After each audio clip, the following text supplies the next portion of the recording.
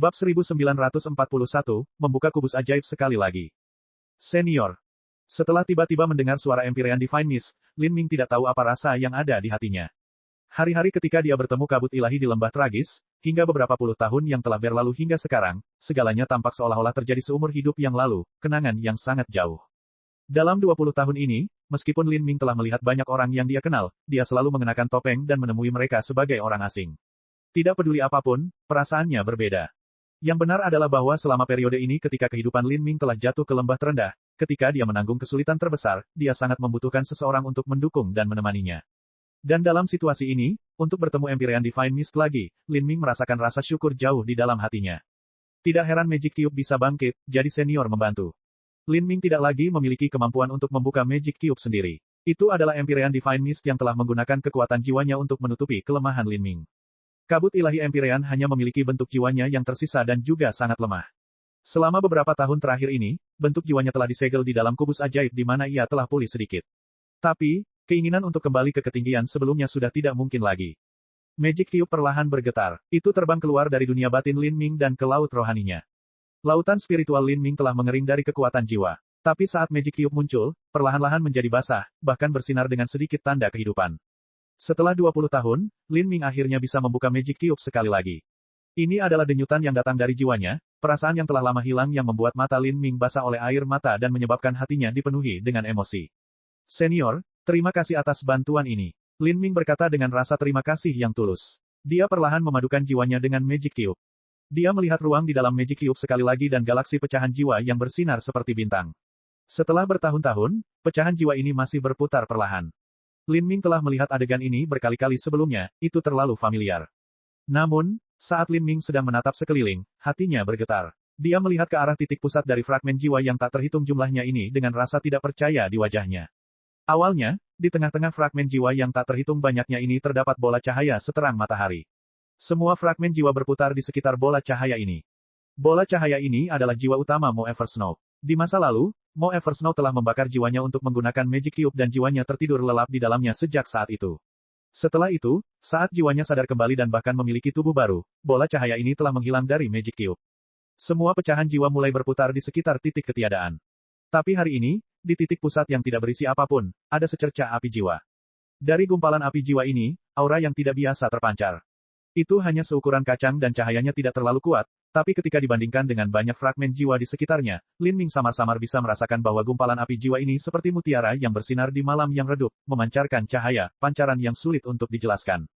Ini, Lin Ming yakin bahwa api jiwa ini baru muncul setelahnya. Auranya bukan miliknya atau milik Empyrean Divine Mist. Itu memiliki perbedaan penting dari banyak fragmen jiwa di sekitarnya. Lin Ming menahan napas. Melihat jiwa ini terbakar perlahan dan tenang dalam kehampaan, dia dapat melihat bahwa di tengahnya ada setitik kecil sesuatu yang bersinar, seolah-olah itu seperti benih. Saat kekuatan jiwa Lin Ming menyentuh benih ini, dia jelas bisa merasakan sinkronisitas yang harmonis dengannya. Seolah benih jiwa ini memiliki asal-usul yang sama dengan jiwa Lin Ming. Tapi, perbedaannya adalah dibandingkan dengan jiwa Lin Ming, benih jiwa ini jauh lebih lembut. Saat kekuatan jiwa Lin Ming bersentuhan dengannya, dia merasa seolah-olah dia hanyut di laut yang hangat, kekuatan jiwanya dipelihara dan direvitalisasi. Ini adalah kenyamanan yang tak terlukiskan, dan sepertinya pernah dialami Lin Ming sebelumnya. Lebih dari 20 tahun yang lalu ketika Lin Ming memakan buah iblis yang menyebabkan dia kehilangan kewarasannya, dia bercinta dan bergabung dengan Zheng Mei. Ini adalah perasaan yang sama sejak saat itu. Meskipun ini adalah kenangan yang Lin Ming tidak ingin ingat, dia harus mengakui bahwa ini adalah perasaan yang luar biasa. Ini bukan sekedar kenikmatan tubuh fisik, tapi suatu bentuk sublimasi jiwa. Pada saat Lin Ming dan Zheng Mei bergabung bersama, sebagian besarnya adalah penyatuan jiwa dan pikiran mereka. Penyatuan tubuh fana mereka hanyalah sebagian kecil saja. Meskipun pikiran Lin Ming kabur karena dia telah memakan buah iblis, dia masih sangat jelas tentang perasaan yang menyertai jiwanya seakan mencair. Dia bisa mengingat kenangan itu seperti baru kemarin. Melihat benih jiwa yang tersembunyi di Magic Cube, Lin Ming tercengang. Zheng Mei. Aura semacam ini, perasaan kecocokan jiwa, tidak mungkin dia salah. Ini ditinggalkan oleh Zheng Mei. Ini adalah sumber kekuatan jiwa yang ditinggalkan oleh Zheng Mei. Pikiran Lin Ming tampaknya berubah sepenuhnya. Zheng Mei sebenarnya meninggalkan sedikit kekuatan jiwa sumbernya di Magic Cube. Sumber kekuatan jiwa seseorang sangat berharga. Setiap kali seorang seniman bela diri kehilangan sebagian, itu akan menyebabkan api kehidupan mereka melemah. Meskipun Zheng Mei hanya meninggalkan sedikit kekuatan jiwa sumbernya, hal itu pasti akan mempengaruhi kultivasinya di masa depan. Dan Lin Ming samar-samar tahu bahwa keadaan Zheng Mei tidak baik sama sekali. Ada rahasia kelam yang mereka berdua bagikan, jika tidak mungkin dia akan mengusulkan untuk pergi bersamanya selama 100 juta tahun. Dalam situasi seperti ini, Seng Mei diam-diam meninggalkan sebagian sumber kekuatan jiwa di tubuhnya. Apa yang dia rencanakan? Dia menyembunyikan kekuatan jiwa sumbernya di Magic Cube. Apakah dia menemukan Magic Cube? Lin Ming bingung. Jika Seng Mei menemukan Magic Cube, mengapa dia tidak mengambilnya? Dia mungkin tidak. Divine Mist menggelengkan kepalanya.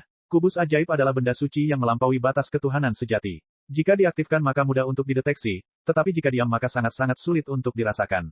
Sumber kekuatan jiwa yang ditinggalkan oleh wanita itu seharusnya diambil secara aktif oleh Magic Cube.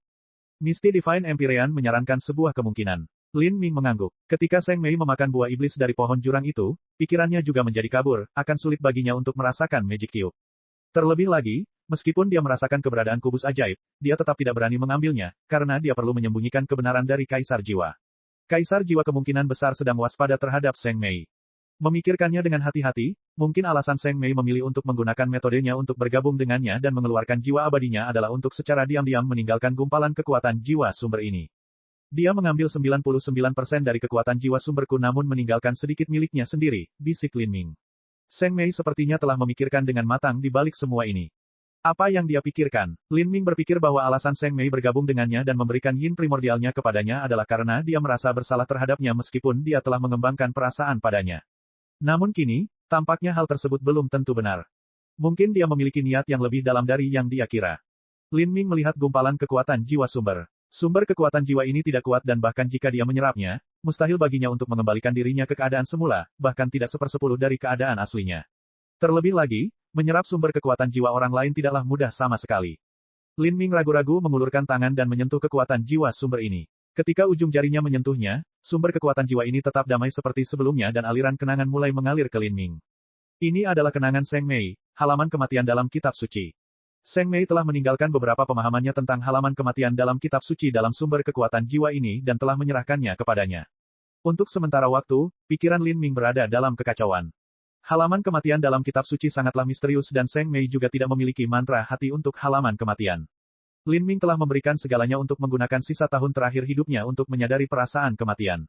Dia berharap bisa menulis halaman kematiannya sendiri di dalam kitab suci, tapi bukankah semua ini lebih mudah diucapkan daripada dilakukan? Meskipun Lin Ming telah mencapai hasil yang patut dibanggakan, itu masih jauh dari cukup. Lagi pula, dia hanya punya waktu 20 tahun. Tidak peduli seberapa dalam pemahamannya, itu tidak ada gunanya. Namun, jika Seng Mei menambahkan pemahamannya sendiri tentang halaman kematian di kitab suci, maka itu sama sekali berbeda. Seng Mei, siapa dia? Lin Ming teringat saat dia bangun setelah bergabung dengan Seng Mei. Karena keputusasaan yang ekstrim dan kebencian yang tidak diinginkan di dalam hatinya, dia melontarkan kata-kata yang kejam dan beracun padanya. Saat itu, ekspresi Seng Mei sangat kompleks. Ada kemarahan dan kesedihan di matanya. Namun saat berikutnya, matanya menjadi sedingin es dan suaranya acuh tak acuh. Saat adegan ini bergema di benaknya, Lin Ming merasakan rasa aneh memenuhi hatinya.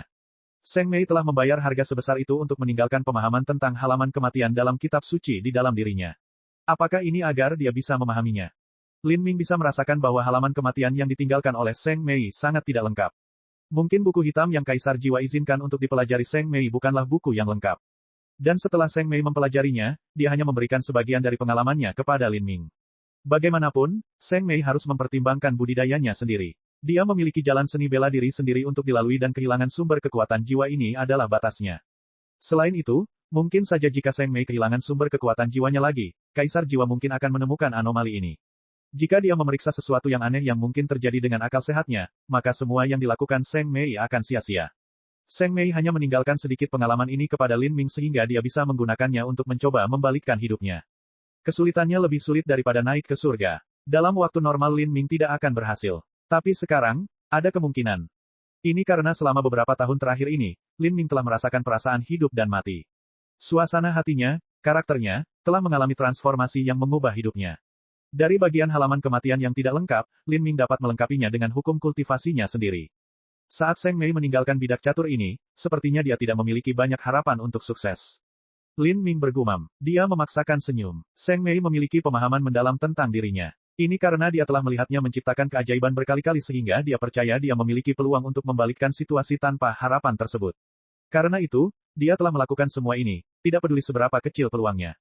Karena dia membayar harga yang mahal, Lin Ming samar-samar menebak bahwa tidak hanya ada perselisihan antara Seng Mei dan Kaisar Jiwa, tetapi juga ada kebencian yang mendalam. Faktanya, Seng Mei mungkin tidak memiliki perasaan apapun terhadapnya. Yang dia inginkan hanyalah sekutu. Seorang jenius yang benar-benar berbakat dari surga, bakat yang sangat langka yang pasti akan menjadi dewa sejati yang ekstrim di masa depan. Dia menginginkan sekutu yang membantunya melawan Kaisar Jiwa. Menyadari hal ini, Lin Ming merasakan betapa menakutkannya Kaisar Jiwa. Seseorang yang bisa menimbulkan ketakutan seperti itu pada Seng Mei, apa yang dia rencanakan? Bab 1942, memulihkan asal-usul. Senior Divine Mist, tolong bantu junior ini sekali lagi. Lin Ming tidak dapat mengaktifkan Magic Cube sendiri, dia membutuhkan dukungan dari kekuatan Divine Mist. Kabut ilahi Empyrean bermanifestasi menjadi sosok redup di dalam kubus ajaib. Dia memandang Lin Ming dan berkata, baiklah. Untuk menyempurnakan sumber kekuatan jiwa orang lain tidaklah mudah sama sekali. Tapi jika Lin Ming menggunakan Magic Cube untuk melakukan ini, itu akan jauh lebih sederhana. Ketika Lin Ming menyedot kekuatan jiwa sumber yang ditinggalkan oleh Seng Mei ke laut spiritualnya sendiri, dia tidak merasakan serangan balasan apapun darinya. Perlahan-lahan menyatu ke laut spiritual Lin Ming, menjadi bagian darinya. Hal ini meninggalkan 100 rasa berbeda meresap dalam pikiran Lin Ming. Mungkin ini karena Seng Mei secara sadar membuat keputusan ini, mungkin ini karena jiwa Lin Ming telah menyatu dengan jiwa Seng Mei. Tapi tidak peduli apa alasannya, lautan spiritual Lin Ming dan lautan spiritual Seng Mei sekarang memiliki hubungan yang tidak dapat dijelaskan satu sama lain. Untuk sesaat, kenangan membengkak ke arahnya seperti gelombang, semua kenangan ini berisi pemahaman Seng Mei tentang halaman kematian dalam kitab suci. Pengalaman dan perasaan ini menyatu dengan pemahaman Lin Ming tentang kematian, sedikit demi sedikit. Perlahan, jiwa Lin Ming membenamkan dirinya dalam Magic Cube. Dengan nutrisi dari Magic Cube dia mulai memahami kematian. Jiwanya telah mencapai ambang kelelahan total. Namun karena Magic Cube, ia tidak roboh. Dan kondisi ini berlangsung lama. Seiring waktu, rambut Lin Ming mulai layu. Rongga matanya semakin dalam, kulitnya memutih, dan pupilnya tidak lagi hitam tetapi kehilangan semua warnanya.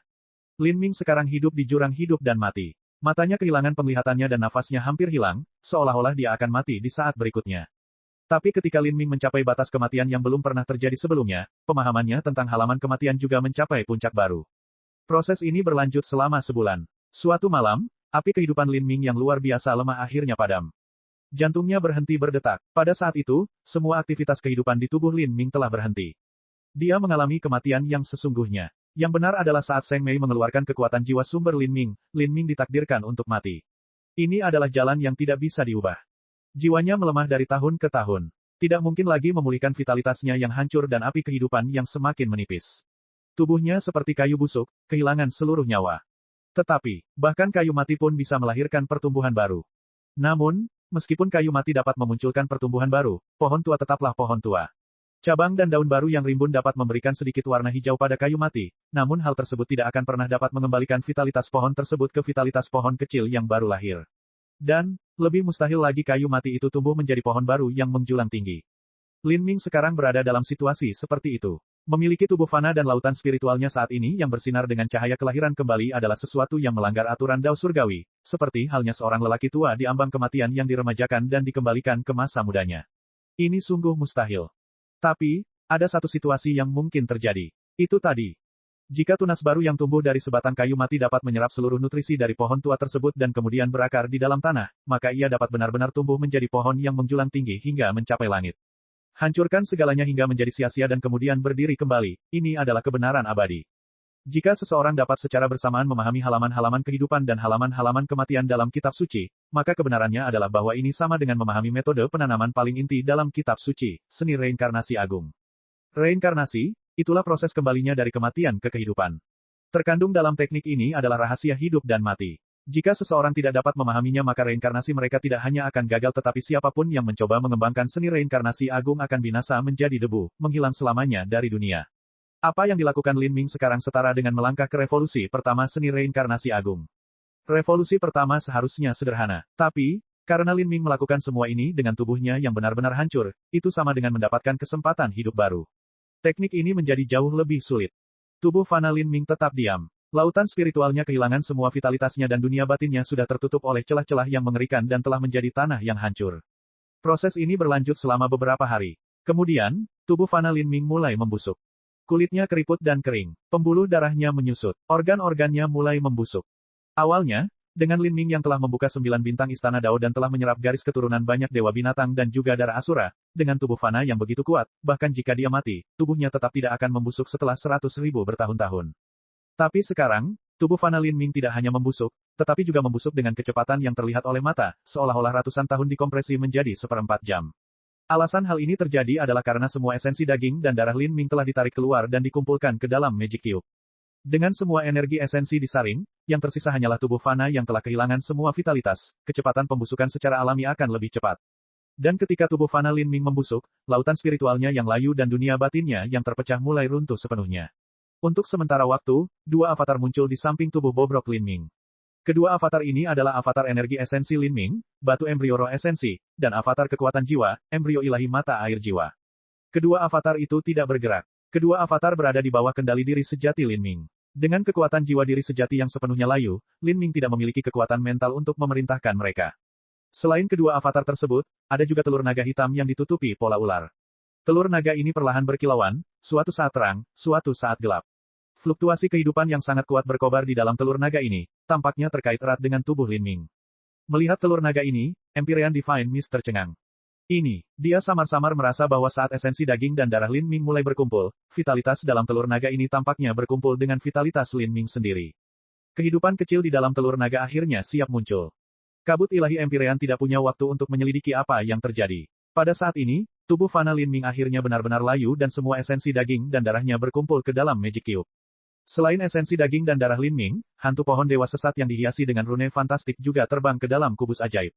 Hantu naga sejati yang hidup, hantu phoenix sejati, hantu pohon bodi, hantu dewa perang asura, segala jenis hantu terbang ke dalam kubus ajaib, satu demi satu. Pada saat yang sama, tubuh Lin Ming semakin menyusut. Akhirnya membusuk menjadi tidak ada dan bahkan tulangnya pun terkikis. Dan di udara di atas tubuh yang hancur ini, Magic Cube perlahan melayang. Di tempat di mana semua esensi dikumpulkan, cahaya ilahi yang menyilaukan bersinar. Di dalam gua yang gelap rasanya seperti matahari terbit, sungguh indah. Bidang cahaya ilahi ini terus berubah. Akhirnya, ia berkumpul di dalam ruang Magic Cube. Energinya pun berangsur-angsur memadat hingga membentuk kepompong. Di tengah kepompong ini, samar-samar terlihat sesosok embrio kecil yang perlahan berkembang biak. Namun, bentuk kehidupan ini bahkan lebih kecil dari bayi dalam perut ibu yang fana. Itu hanya seukuran telapak tangan dan terlihat sangat rapuh. Ini adalah tubuh Lin Ming setelah kelahiran kembali. Kabut ilahi Empyrean menyaksikan semua perubahan ini, pikirannya bergetar sepanjang waktu. Inilah yang dimaksud dengan menghancurkan segalanya dan kemudian berdiri kembali. Lin Ming telah menyelesaikan revolusi pertama dari kematian hingga kehidupan seni reinkarnasi agung. Karena Lin Ming berada di ambang kematian, reinkarnasi ini jauh lebih menyeluruh. Dibandingkan dengan seni reinkarnasi agung Seng Mei dan Kaisar Jiwa, revolusi pertamanya kemungkinan jauh melebihi revolusi mereka. Untuk mendapatkan efek seperti itu karena Lin Ming mulai berjalan di jalannya sendiri. Dia tidak sepenuhnya bergantung pada halaman kehidupan dan halaman kematian dari kitab suci saja, tetapi malah menambahkan dalam pemahamannya sendiri. Apa yang dia rasakan dan sadari setelah mengembara di dunia selama puluhan tahun, samsara dao surgawi, semua ini sepenuhnya menyatu dengan seni reinkarnasi agung, memungkinkan dia menemukan jalan menuju reinkarnasi yang paling cocok untuknya. Lin Ming, mungkin kamu satu-satunya dalam sejarah. Empyrean Divine Mist bergumam pelan. Di masa lalu, Empyrean Divine Mist percaya bahwa jika Lin Ming bisa menjadi karakter yang mirip dengan Asura Roadmaster, maka itu akan menjadi pencapaian terbesar yang bisa dia peroleh. Tapi sekarang, Empyrean Divine Mist memiliki firasat samar bahwa karena Lin Ming telah bangkit dari abu, terlahir kembali melalui reinkarnasi, maka ada kemungkinan dia bisa membangun jalan seni bela diri sendiri di mana dia bisa menyatukan alam semesta batin dan alam semesta luar, mendaki ke puncak seni bela diri yang belum pernah dicapai sebelumnya. Mulai hari ini, Lin Ming benar-benar berbeda dari masa lalu. Bab 1943, Reinkarnasi Agung R. Waktu terus bergulir, tahun demi tahun. Tidak ada yang tahu bahwa di dalam bukit kecil dan tampak biasa ini, terjadi sesuatu yang akan mempengaruhi masa depan 33 surga. Dalam sekejap mata, 30 tahun berlalu. Di dalam gua, kepompong telah terbang keluar dari ruang Magic Cube. Ia telah tumbuh beberapa kali lipat dan dinding kepompongnya transparan dan tipis, berdenyut dengan kehidupan. Seseorang dapat dengan jelas melihat kehidupan yang dibesarkan di dalamnya. Kehidupan kecil ini berwarna kemerahan dan jernih, seolah diukir dari batu giok yang paling indah. Ia memiliki wajah yang kecil dan lembut dan ada senyuman di bibirnya seolah-olah ia menikmati pertumbuhan yang lambat ini. Di bawah kepompong, terdapat pembuluh darah tipis yang menempel padanya. Pembuluh darah ini berakhir pada telur naga hitam. Telur naga ini ditutupi pola, sederhana dan mistis. Cangkang telur naga juga sangat tipis. Samar-samar orang bisa melihat apa yang terjadi di dalam telur, ada juga kehidupan kecil yang terbentuk di dalam, tumbuh perlahan. 10 tahun lagi berlalu. Pada hari ini, sejumlah besar energi esensi mulai berkumpul menuju gua. Di dunia sekitarnya, angin bertiup kencang dan awan terbentuk. Di bentangan bumi ini, seluruh energi asal langit dan bumi mulai berkumpul, dengan bukit kecil dan tampak biasa sebagai titik fokusnya. Dari jauh, seseorang dapat melihat sinar energi beraneka warna terbentuk di dalam pusaran ini. Pemandangan ini bahkan terlihat dari jarak ribuan mil. Apa itu? Harta karun tertinggi sedang lahir. Para seniman bela diri di sekitarnya terkejut melihat pemandangan yang luar biasa ini, dan kemudian segera diliputi kegembiraan. Dengan kumpulan energi yang begitu mengerikan, sulit membayangkan betapa berharganya harta karun ini. Banyak seniman bela diri mengirimkan berita dengan jimat pemancar suara. Untuk sementara waktu, dalam jarak sekitar 10.000 mil, semua seniman bela diri dengan cepat mencapai lokasi ini. Mereka semua ingin datang ke sini dan menguji keberuntungan mereka. Semakin banyak seniman bela diri yang datang, dan bahkan pusat kekuatan laut ilahi pun ikut serta. Namun ketika orang-orang mencoba mendekati bukit kecil ini, mereka bisa merasakan tekanan mengerikan yang ditimbulkan oleh banyaknya energi dunia yang terkumpul di lokasi ini. Bahkan pusat kekuatan laut ilahi merasa mustahil untuk mendekat. Semua orang tercengang tetapi pada saat yang sama mereka bahkan lebih bersemangat. Jika bahkan pembangkit tenaga listrik lautan ilahi tidak mampu mendekati harta karun ini, betapa berharganya harta karun itu. Tidak mungkin untuk dibayangkan. Pada saat ini, di tengah-tengah bukit, Empyrean Divine Mist sedang melihat pusaran energi besar yang berkumpul di hadapannya. Dia menghela nafas panjang. Akhirnya selesai, setelah 40 tahun. Empyrean Divine Mist menjadi saksi seluruh proses kelahiran kembali Lin Ming. Selama periode waktu ini, Empyrean Divine Mist lah yang mengendalikan Magic Cube. Konsumsinya tidak sedikit. Dengan suara retakan kecil, sesuatu seperti terbelah. Yang pertama mulai retak bukanlah kepompong di udara melainkan telur naga di bawahnya. Di atas telur hitam seukuran kepala bayi ini, retakan mulai terlihat. Kaca, dengan suara pelan, kepala hitam kecil yang dipenuhi lendir mencuat keluar. Ia menggigit sepotong kulit telur, kemudian kepala kecil ini membuka matanya yang besar dan hitam pekat, mengambil beberapa gigitan dan menelan kulit telur tersebut. Setelah itu, ia menggunakan cakar dan giginya untuk memakan seluruh cangkang telur tempat ia menetas. Setelah selesai makan, makhluk kecil berkulit hitam ini juga memperlihatkan tubuhnya. Ukurannya setengah dari bayi, gemuk, dan bulat. Seluruh dagingnya tampak terjepit, dan di punggungnya terdapat sepasang sayap tipis yang hanya sepanjang jari. Sebenarnya, anak kecil ini bahkan tidak terlihat seperti naga sama sekali, melainkan serigala hitam kecil dengan sepasang sayap hitam. Anak kecil ini bisa terbang segera setelah ia lahir. Matanya yang berair dan cerdas dengan rasa ingin tahu menatap Empyrean Divine Mist sejenak. Kemudian, sayap hitam kecilnya mengepak dan terbang setinggi beberapa kaki, matanya tidak berkedip saat menatap kepompong di depannya. Kepompong itu berdenyut seolah-olah darah berdetak di dalamnya. Dengan setiap denyutan, seluruh energi asal langit dan bumi dalam jarak 10.000 mil mulai tersedot. Sulit membayangkan bahwa kehidupan kecil di dalam kepompong ini memiliki energi darah yang begitu besar dan luar biasa, seolah-olah itu adalah lautan tak berujung yang berlanjut tanpa batas. Naga hitam kecil ini tiba-tiba mulai mendengkur kegirangan. Di depannya, kepompong putih mulai terbelah. Cahaya ilahi di dalam kepompong bersinar dengan kecemerlangan yang tak tertandingi seperti supernova, membutakan siapapun yang melihatnya. Pada saat berikutnya, seorang anak kecil yang tingginya lebih dari 1 kaki melompat keluar dari cahaya ilahi dan ke tanah. Anak kecil dan lembut ini adalah reinkarnasi dari Lin Ming. Dia telah menyerap semua esensi dari dalam tubuh aslinya dan mengubahnya menjadi bentuknya saat ini. Kini, meski ia bertubuh bayi, di dalam dantiannya, dunia batinnya telah terbuka. Pada saat yang sama, hantu pohon dewa sesat, hantu pohon Bodhi, darah asura yang telah dia serap dan darah banyak dewa binatang, dan bahkan 9 bintang istana Dao, semua ini tersisa, jejak di tubuh muda ini. Selain itu, lautan jiwa Lin Ming telah menjadi sangat mendalam. Jiwanya telah mengalami kehidupan baru. Ini adalah keunggulan seni reinkarnasi agung yang menantang surga. Dengan mewarisi pengalaman dan esensi dari tubuh sebelumnya, seseorang dapat menyusun kembali segalanya menjadi tubuh yang muda dan baru dan kemudian memulai kembali kultivasinya dari awal. Seperti ini, semakin sering seseorang bereinkarnasi maka bakatnya akan semakin tinggi, akhirnya mencapai ketinggian yang tak terbayangkan. Satu-satunya kelemahan adalah budidaya Lin Ming masih rendah. Dia tetap berada di ranah inti berputar tanpa membuat langkah apapun. Ini adalah karakteristik seni reinkarnasi agung. Setelah setiap reinkarnasi, kultivasi seseorang akan turun drastis dan mereka harus memulai kultivasinya lagi. Lin Ming, kamu akhirnya berhasil. Kabut ilahi Empyrean menghela nafas dengan emosi. Lin Ming telah menyerap ingatan Zheng Mei, dan dengan perasaan dan pemahamannya sendiri yang diperolehnya, dia berhasil mengembangkan seni reinkarnasi agungnya sendiri. Dua bagian utama kitab suci terdiri dari hukum kehidupan kekal dan seni reinkarnasi agung. Hukum kehidupan kekal pada awalnya tidak lengkap dan bahkan pencipta kitab suci pun tidak mampu menyelesaikannya. Dengan kata lain, seni reinkarnasi agung sebenarnya adalah bagian terpenting dari kitab suci. Saat ini, Lin Ming dapat dikatakan memiliki sutra surgawi dan kitab suci secara bersamaan. Tentu saja, Lin Ming hanya memiliki 2 jilid pertama sutra surgawi sehingga tidak lengkap.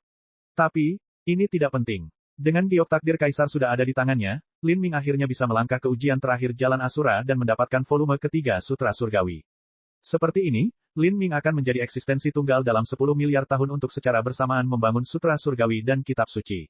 Jika dia bisa menyatukan alam semesta tubuh dan alam semesta dunia, dia bisa mencapai puncak seni bela diri yang belum pernah terjadi sebelumnya. Terima kasih senior karena membantu junior membuka Magic Cube, dan terima kasih senior karena membantu melindungi saya selama 40 tahun. Lin Ming sangat membungkuk ke arah Empyrean Divine Mist. Setelah kelahirannya kembali, suaranya seperti suara anak-anak, jauh lebih tinggi dan manis. Empyrean Divine Mist mengangguk penuh cinta. Kehidupan baru Lin Ming membuatnya merasakan kebahagiaan yang tulus. Tapi saat ini, naga hitam kecil mengeluarkan tangisan kecil dan melemparkan dirinya ke dada Lin Ming. Setelah lebih dari 100 tahun berbagi darah dan akar yang sama dan juga bergabung dalam penetasan selama 40 tahun, Lin Ming dan naga hitam kecil semakin akrab satu sama lain. Di dalam pembuluh darah mereka mengalir darah satu sama lain. Lin Ming memegang bola daging gelap ini, hatinya dipenuhi dengan ribuan emosi. Jika dia mempertimbangkan usianya, sebenarnya usianya sudah lebih dari 200 tahun. Dan dalam lebih dari 200 tahun ini dia telah mengalami terlalu banyak hal. Hal-hal yang telah dilihatnya, hal-hal yang dirasakannya, semuanya telah menjadi bagian dari hidupnya, hal-hal yang terukir dalam di lautan spiritualnya dan tidak akan pernah terlupakan. Lin Ming, apa yang kamu rencanakan sekarang? Misti Ilahi Empyrean bertanya. Lin Ming saat ini sangat lemah. Meskipun dia telah memperoleh kehidupan baru, untuk kembali ke tingkat kekuatan sebelumnya masih membutuhkan waktu. Lin Ming menjawab, saya akan terus berkultivasi. Saya tidak memerlukan metode kultivasi apapun dan fondasi saya tidak bisa lebih kokoh dari sekarang. Bagi saya, kemacetan tidak ada.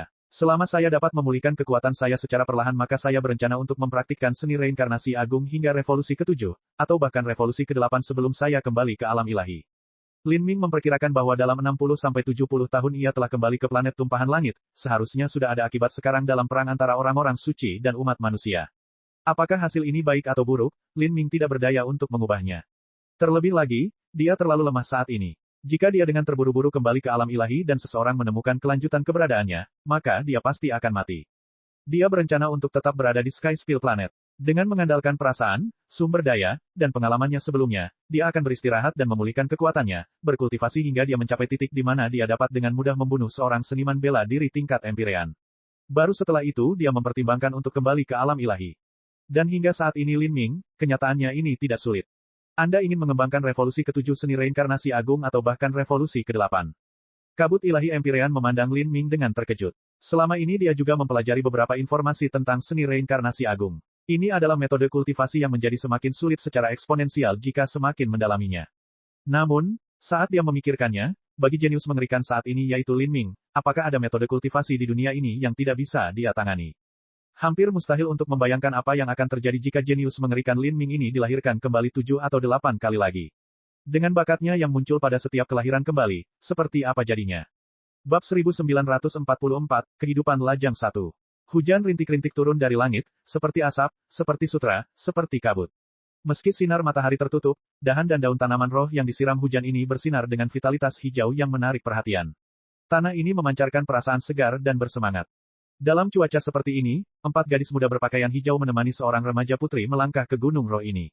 Energi asal langit dan bumi di gunung ini sangat kaya. Adapun hujan di sini dipenuhi dengan energi spiritual. Jika manusia mandi di air hujan ini, mereka dapat memperpanjang kesehatan dan umurnya. Di antara banyaknya pepohonan yang rimbun dan bunga-bunga yang menghijau, para gadis muda dan remaja putri perlahan-lahan berjalan melewatinya hingga tiba di sebuah kuil yang dibangun dari batu giok putih.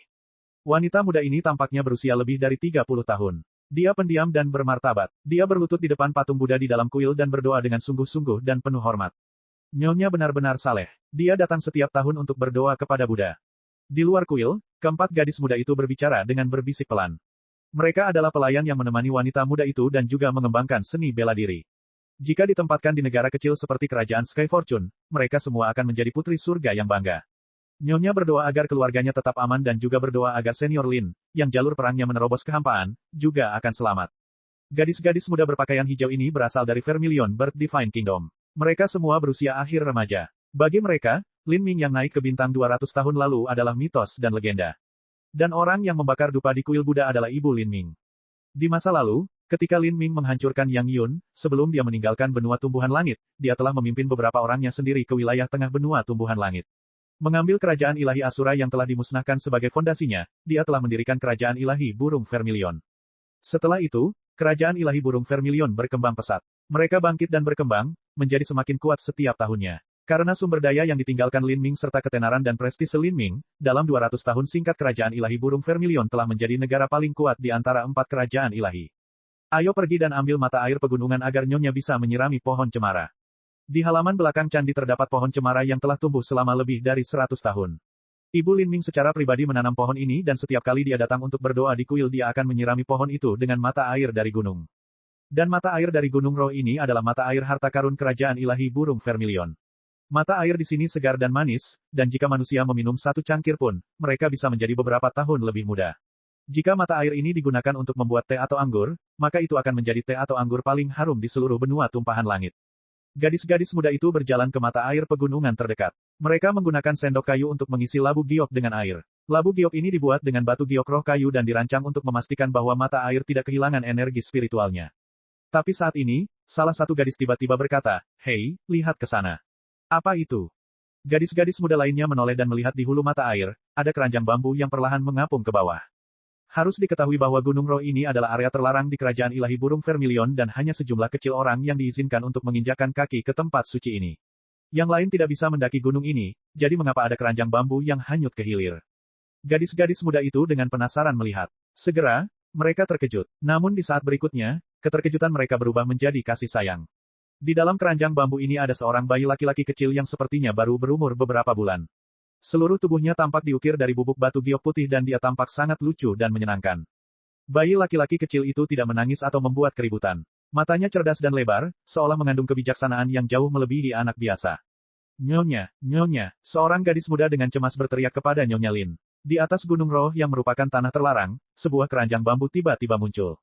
Dan, di dalam keranjang bambu ini ada seorang bayi laki-laki kecil yang misterius. Ini sungguh tidak terbayangkan. Nyonya Lin mendengar gadis berpakaian hijau itu berteriak dan juga merasakan ada yang aneh. Dia segera berjalan ke depan dan melihat ke dalam keranjang bambu. Untuk beberapa alasan yang tidak diketahui, ketika Nyonya Lin melihat ke dalam keranjang bambu ini, dia merasa seolah-olah dia memiliki akar yang sama dengan anak laki-laki ini, seolah-olah bayi di dalam keranjang itu adalah darah dan dagingnya di kehidupan sebelumnya. Perasaan yang sudah lama hilang membengkak di hati Nyonya Lin, melanda dirinya. Hidungnya sedikit terbakar dan dia hampir menangis. Sama saja, Nyonya Lin bergumam pada dirinya sendiri. Dia sangat menyukai bayi laki-laki kecil di keranjang bambu ini. Penampilannya mirip seperti saat dia masih bayi, kulit bayi ini sebening batu giok, dan matanya, terlihat sama. Nyonya Lin mengangkat bayi laki-laki itu ke dalam keranjang bambu dan dengan lembut memeluknya di dadanya. Perasaan keibuan terpancar dari hatinya, membuatnya merasa hangat. Bayi terlihat sama saat dilahirkan, namun seorang ibu bisa mengenali penampilan anaknya sendiri. Bahkan setelah 200 tahun berlalu, Nyonya Lin mampu dengan jelas mengenali penampilan Lin Ming ketika ia masih bayi. Selain itu, penampilan bayi ini sangat aneh. Dia muncul pada waktu yang mustahil dengan cara yang mustahil dan cara yang mustahil. Adapun Nyonya Lin, dia percaya bahwa bayi ini dianugerahkan kepadanya oleh Buddha. Dia berdoa kepada Buddha setiap tahun, mengakui penyesalannya karena dia mungkin tidak akan pernah melihat putranya lagi. Dan Buddha, untuk menggantikan Lin Ming yang terbang ke alam ilahi dan meninggalkannya di sini, telah menghadiahkannya bayi laki-laki ini. Mulai sekarang, kamu akan dipanggil Lin An. Nyonya Lin memeluk bayi itu di dadanya, senyum puas terlihat di wajahnya. Lin An ini secara alami adalah Lin Ming yang terlahir kembali. Di gua tanpa nama itu, dia menggunakan waktu 40 tahun untuk menyelesaikan revolusi pertama seni reinkarnasi agung. Setelah itu, dia menyingkirkan Magic Cube, mengambil naga hitam dan Empyrean Divine Mist yang tertidur di dalam Magic Cube sekali lagi, dan diam-diam pergi. Ketika Lin Ming pergi, tekanan energi melemah. Dengan itu, kerumunan pembangkit tenaga listrik benua tumpahan langit bergegas ke dalam gua bukit, tetapi pada saat itu gua tersebut sudah kosong. Orang-orang itu tercengang. Mereka hanya bisa mengakui bahwa harta langka itu telah mengembangkan pikirannya sendiri dan telah melarikan diri. Mereka tidak mempunyai nasib baik untuk mendapatkannya. Dan kemudian, Lin Ming tiba sendirian di pusat benua tumpahan langit, di kerajaan ilahi burung vermilion yang telah ia dirikan. Dia memilih untuk menjalani kehidupan baru pertamanya di dunia ini di sisi orang tuanya. Lin Ming saat ini tidak kekurangan metode budidaya dan fondasinya sudah sangat kokoh. Sumber daya budidaya normal sudah lama tidak berguna baginya. Yang dia butuhkan adalah menyadari perasaannya dan perlahan-lahan menyelesaikan kultivasinya. Jalan ini paling cocok dengan seni reinkarnasi agung. Harus diketahui bahwa di masa lalu, pencipta kitab suci telah menghabiskan setidaknya beberapa ratus juta tahun untuk menyempurnakan kitab suci. Dan meskipun Lin Ming memiliki pengalaman dan esensi yang ditinggalkan oleh pencipta kitab suci, ingin menambahkan hal-halnya sendiri ke dalamnya tidaklah mudah sama sekali. Dia membutuhkan waktu lama untuk melakukan semua ini. Sebelum ini, dengan mempertimbangkan semua hal, Lin Ming hanya hidup lebih dari 200 tahun. Jangka waktu ini terlalu singkat. Ketika Nyonya Lin membawa Lin Ming kembali agar Lin Fu dapat melihatnya, Bahkan Lin Fu, yang tidak terlalu percaya pada agama Buddha, juga mau tidak mau mengakui bahwa anak ini mungkin memang dianugerahkan kepada mereka oleh surga. Kalau tidak, bagaimana mungkin ada kebetulan seperti itu di dunia ini? Seperti ini, Lin Ming secara resmi diadopsi oleh pasangan Lin dan namanya secara resmi ditetapkan sebagai Lin An. Pasangan Lin tidak membicarakan penampilan Lin An kepada siapapun. Baru setelah adopsinya 100 hari kemudian, pasangan Lin mengundang semua pahlawan dari dunia, termasuk banyak pembangkit tenaga listrik laut ilahi. Mereka memuja leluhur mereka dan secara terbuka dan resmi menyatakan status baru Lin An dalam keluarga Lin. Untuk sementara waktu, seluruh kerajaan ilahi burung Vermilion dihebohkan dengan rumor bahwa Nyonya Lin telah mengadopsi seorang anak entah dari mana. Adapun rumor bahwa anak ini dianugerahkan kepada keluarga Lin oleh surga, atau mungkin bahwa anak ini adalah reinkarnasi Lin Ming, kebanyakan orang tidak mempercayai cerita yang tidak dapat dipercaya tersebut. Tapi tidak peduli apakah mereka mempercayai cerita ini atau tidak, orang-orang ini dipenuhi rasa iri yang mendalam terhadap anak ini. Keluarga Lin memiliki status tinggi di planet tumpahan langit dan semua sumber daya kerajaan ilahi burung Vermilion berada di tangan mereka. Orang yang beruntung ini entah bagaimana berhasil membuat dirinya diadopsi ke dalam keluarga Lin, menjamin dirinya memiliki masa depan yang cepat dan sejahtera. Tahun-tahun berlalu, waktu terus berjalan. Lin An tumbuh seperti anak biasa. Pada usia 7 tahun, ia memiliki tinggi badan anak berusia 7 tahun. Penampilannya 90% mirip dengan Lin Ming, tapi ada sesuatu yang sedikit berbeda. Setelah kelahiran kembali Lin Ming, wajahnya menjadi jauh lebih sempurna dari sebelumnya. Kedua alisnya seperti pedang dan auranya luar biasa. Lin Ming puas dengan ini. Dia tidak benar-benar ingin orang lain percaya bahwa dia adalah reinkarnasi dirinya sendiri. Lagi pula, statusnya terlalu sensitif. Meskipun kemungkinan berita apapun mencapai alam ilahi sangat kecil, dia harus mencegah segala kemungkinan sekecil apapun. Suatu saat berburu, Lin Fu membawa Lin Ming keluar. Di dalam hutan, seekor serigala hitam kecil sepanjang 3 kaki tiba-tiba muncul. Saat itu banyak orang yang terkejut. Mereka tidak tahu jenis serigala hitam kecil ini, tapi setelah muncul, ia mengikuti Lin Ming di sisinya dan menolak untuk pergi. Seperti ini, Lin Ming selalu bersama dengan serigala hitam kecil. Keluarga Lin tidak tahu apa sebenarnya serigala hitam kecil itu. Setelah berulang kali memastikan bahwa itu tidak menimbulkan ancaman bagi Lin Ming, mereka mengizinkannya mengikutinya. Hari-hari berlalu dengan damai dan sederhana. Namun di hari-hari yang damai ini, pemahaman Lin Ming terhadap kehidupan perlahan semakin dalam. Terkadang, dia sesekali berkultivasi dalam pengasingan, diam-diam menyempurnakan kitab suci. Bab 1945, Kehidupan Lajang 2. Lin Ming bermain dengan serigala hitam kecil. Dia sering menemani orang tuanya dan menikmati cinta dan kasih sayang mereka. Kadang-kadang dia pergi sendiri dan menunggang kuda melintasi padang rumput, berlari kencang dengan sembarangan. Dia seperti anak kecil biasa, menikmati kesenangan masa kecil. Kehidupan bahagia dan nyaman yang dipenuhi dengan cinta hangat orang tuanya adalah arus menyenangkan yang menjernihkan pikiran Lin Ming. Dia sudah terlalu lama mengembara di dunia dan mengalami terlalu banyak hal. Dia sudah terlalu melelahkan dirinya dan perlu mengalami kehidupan seperti itu untuk melemahkan semua yang telah terjadi padanya. Pada usia 8 tahun, Lin Ming memasuki Akademi Lin yang didirikan oleh Kerajaan Ilahi Burung Vermilion. Kerajaan Ilahi Burung Vermilion hanya ada dalam waktu singkat. Meskipun mereka memiliki prestise dan sumber daya, mereka sebenarnya kurang berbakat. Untuk menemukan individu-individu berbakat, Kerajaan Ilahi Burung Vermilion pertama-tama mengadakan pertemuan besar seniman bela diri serta Akademi Lin. Dengan adanya bagian sekolah seniman bela diri di Akademi, mereka dapat membesarkan seniman bela diri yang luar biasa dalam skala besar dan membentuk berbagai macam faksi. Gerbang depan Akademi memiliki patung batu giok putih setinggi 100 kaki yang berdiri tegak. Patung ini adalah Lin Ming berusia 20-an. Akademi Lin baru didirikan 150 tahun yang lalu, namun sudah menjadi sekolah seni bela diri paling terkenal di seluruh benua tumpahan langit. Patua Nasib Baik serta binatang suci penjaga kerajaan ilahi, Demon Sin, keduanya memegang posisi sebagai dekan kehormatan di Akademi Lin. Di Akademi terdapat pusat kekuatan laut ilahi yang secara pribadi mengajar para siswa. Bahkan dikatakan bahwa penjaga binatang suci Demon Sin sesekali akan memberi ceramah. Dikabarkan bahwa ajaran-ajaran ini hanya dapat diperoleh melalui keberuntungan. Mengenai hal ini, Lin Ming terdiam. Dia merasa sulit membayangkan bagaimana rasanya seekor anjing konyol mengajari orang lain. Karena ketenaran keluarga Lin, tidak hanya tokoh-tokoh besar dari benua tumpahan langit yang bersedia berkumpul di sini, tapi semua jenis elit muda heroik dari daratan tengah ingin masuk Akademi Lin dan merasa bangga serta merasa terhormat untuk melakukannya. Ambang batas untuk memasuki Akademi Lin sangat tinggi. Banyak kebanggaan surga terpilih yang tersingkir dalam ujian masuk. Lin Ming secara pribadi direkomendasikan untuk masuk Akademi Lin. Di Akademi Lin dia memiliki status khusus. Namun kehadirannya tidak terlalu menimbulkan kebahagiaan. Jika itu benar-benar murid keluarga Lin maka tidak ada yang akan keberatan jika mereka menikmati hak istimewa tambahan. Bagaimanapun, seluruh benua tumpahan langit diselamatkan oleh Sage Lin, dan Lin Ming telah menyelamatkan banyak pembangkit tenaga listrik laut ilahi agar tidak dibunuh oleh Yang Yun. Keturunan keluarga Lin berhak mendapatkan hak istimewa seperti itu. Namun, Masalah utamanya adalah Lin Ming, yang sekarang dikenal sebagai Lin An, bukanlah keturunan keluarga Lin melainkan telah diadopsi. Orang-orang berpikir bahwa dia tidak memiliki sedikit pun hubungan dengan Lin Ming, mereka juga tidak berpikir dia adalah reinkarnasi dari Lin Ming. Mereka hanya percaya dia adalah bayi yang telah ditinggalkan dan kemudian diadopsi oleh keluarga Lin. Semua orang sama, jadi mengapa dia bisa menikmati hak istimewa? Jangankan masyarakat biasa, bahkan murid keluarga kerajaan-kerajaan ilahi ingin masuk Akademi Lin, tapi mereka semua harus melalui ujian tidak peduli siapa mereka. Hanya Lin Ming, yang sangat disukai oleh pasangan Lin, yang dapat menggunakan sumber daya sesuai keinginannya. Orang lain tentu tidak rela melihat pemandangan seperti itu. Lin An, kenapa kamu terus membolos? Apa yang sedang kamu lakukan? Pelajaran ini adalah salah satu kelas paling penting mengenai cara memutar energi dalam dantian Anda. Jika Anda tidak menyelesaikan kursusnya, bagaimana Anda akan menebusnya nanti? Seorang gadis muda berpakaian hijau terengah-engah karena marah pada Lin Ming. Gadis muda ini telah berlari jauh dan akhirnya berhasil menemukan Lin Ming. Dia memiliki kuncir kuda yang panjang dan mengenakan seragam Akademi Lin. Celananya panjang dan lengan bajunya ditarik tinggi. Sosoknya berdada dan penuh, dipenuhi dengan semangat muda yang energik. Pada saat ini, Lin Ming sedang berbaring dengan nyaman di halaman hijau, sebatang rumput di mulutnya.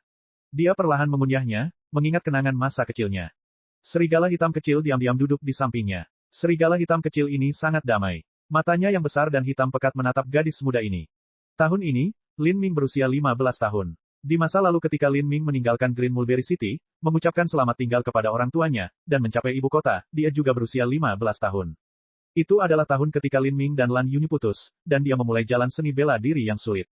Melihat gadis muda ini, Lin Ming tersenyum tipis. Dia tidak bisa tidak mengingat musim semi muda di kehidupan masa lalunya. Saat itu, seperti ini, Dia tidak menjawab. Sebaliknya, dia terus mengunyah batang rumput. Batang rumput di awal musim semi terasa lembut. Saat menggigitnya, ada sedikit rasa pahit dan sedikit rasa manis, seperti gambaran sempurna masa mudanya.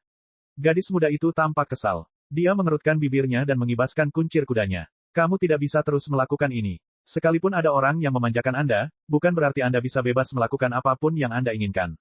Tidak mungkin bagi Anda untuk memisahkan diri dari jalan seniman bela diri. Jika Anda tidak mencoba yang terbaik, tidak ada yang bisa membantu Anda. Gadis muda yang baru berusia 15 tahun ini mulai berbicara tentang prinsip-prinsip besar dalam hidup. Lin Ming menganggap ini cukup lucu. Sebenarnya, tidak semua orang tidak senang dengan kehadirannya di Akademi Lin. Beberapa orang menyukainya, misalnya, perempuan. Setelah kelahiran kembali Lin Ming, penampilannya menjadi lebih tampan dan ada temperamen tertentu di sekelilingnya yang tak terlukiskan. Matanya cerah dan tak terbayangkan, seolah-olah berisi jejak perubahan tahun, membuat orang yang melihatnya terpesona. Banyak gadis memuji Lin Ming tanpa henti, bahkan jika Lin Ming tampaknya adalah siswa yang tidak termotivasi dan tidak membuat banyak kemajuan. Kamu benar-benar berisik. Lin Ming meludahkan batang rumput dan melompat. Saat ini dia sepertinya telah memulihkan sifat pemberontak di masa kecilnya dan sekarang dia sangat cocok untuk memainkan peran itu. Hanya dengan beradaptasi sepenuhnya dengan masa kini dia dapat melihat lebih banyak dari perspektif ini dan melihat seluruh hidupnya. Kamu, gadis muda itu memerah karena marah. Dan saat ini, Lin Ming sudah pergi sambil tersenyum.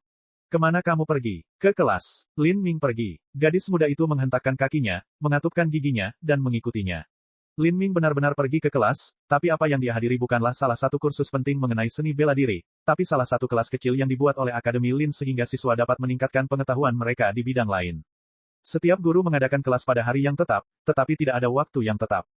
Kelas ini diadakan di luar pada hari yang cerah ini. Itu mengajarkan sejarah benua tumpahan langit. Ini mengajarkan tentang teka-teki 100.000 tahun lautan keajaiban, kemunculan Kaisar Iblis, kebangkitan 4 kerajaan ilahi, dan bahkan pengkhianatan dan kekalahan Yang Yun. Lin Ming datang ke kelas ini karena yang mengajarkannya istimewa. Namanya adalah Lan Yunyu. Mengenakan gaun berwarna cahaya bulan, seorang wanita berusia sekitar 30 tahun bangun ke podium. Sikapnya anggun dan dia tampak seperti orang yang luar biasa. Dia melihat ke bawah dari platformnya, menatap siswa yang duduk dalam kelompok 2 dan 3 orang. Setelah Lin Ming membunuh Yang Yun, Lan Yunyu juga pergi ke kerajaan ilahi burung vermilion. Dia tinggal bersama keluarga Lin, dan setelah Akademi Lin didirikan, dia bergabung sebagai guru. Kultivasinya berada di ranah Xiantian. Tentu saja, dia mengandalkan pil untuk secara paksa menaikkan dirinya ke level ini.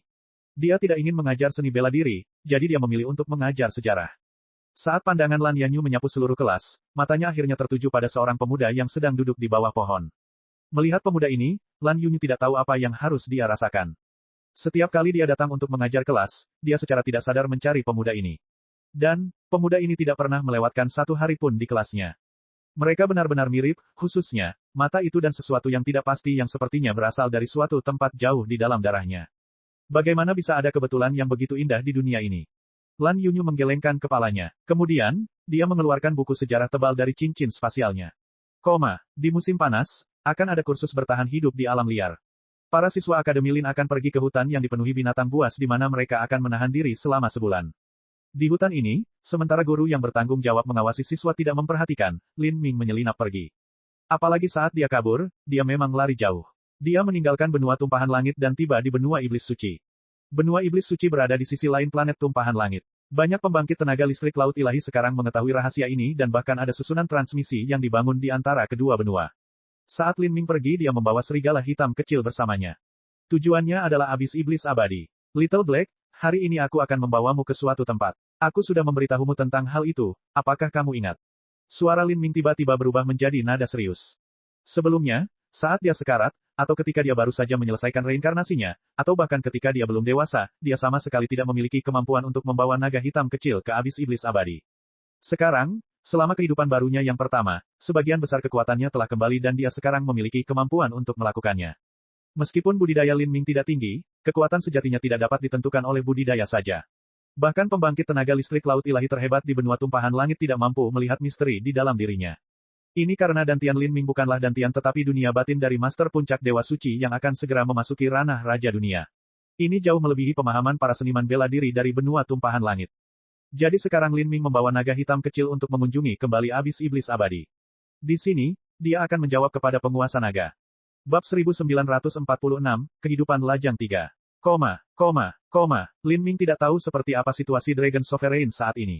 Setelah dia dikejar oleh Tian Mingzi ke dalam abis iblis abadi dan ketika dia pergi, penguasa naga sudah berada dalam kondisi genting. Hanya dalam sekejap mata, lebih dari 100 tahun telah berlalu. Bagaimana kabar penguasa naga sekarang? Ketika Empyrean Primordius pergi, dia sepertinya telah memutuskan semua hubungan dengan penguasa naga. Lalu, jika Empyrean Primordius binasa, kemungkinan besar penguasa naga tidak merasakannya sama sekali. Naga hitam kecil itu sangat cerdas. Ia sudah memahami seluruh situasinya, dan saat ini, ia berbaring dengan tenang di punggung Lin Ming, bahkan tidak mengeluarkan suara sedikitpun. Di matanya, yang ada hanyalah hutan belantara hitam tanpa batas. Dan di ujung hutan belantara ini ada jurang yang sangat besar yang menampakkan aura yang mengerikan. Di mata naga hitam kecil itu, sedikit kebingungan muncul. Dalam ingatannya, samar-samar ia mengingat tempat ini. Seolah-olah ia pernah melihatnya sebelumnya dalam mimpi. Ayo pergi, kata Lin Ming. Dia melesat ke depan seperti anak panah, dengan cepat melintasi ribuan mil. Dia menuju ke jurang besar itu dan melompat ke dalamnya.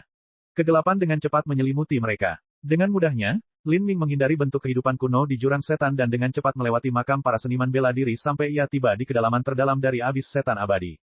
Samar-samar, Lin Ming bisa merasakan aura yang sangat mengerikan yang memancar dari dalam abis iblis abadi.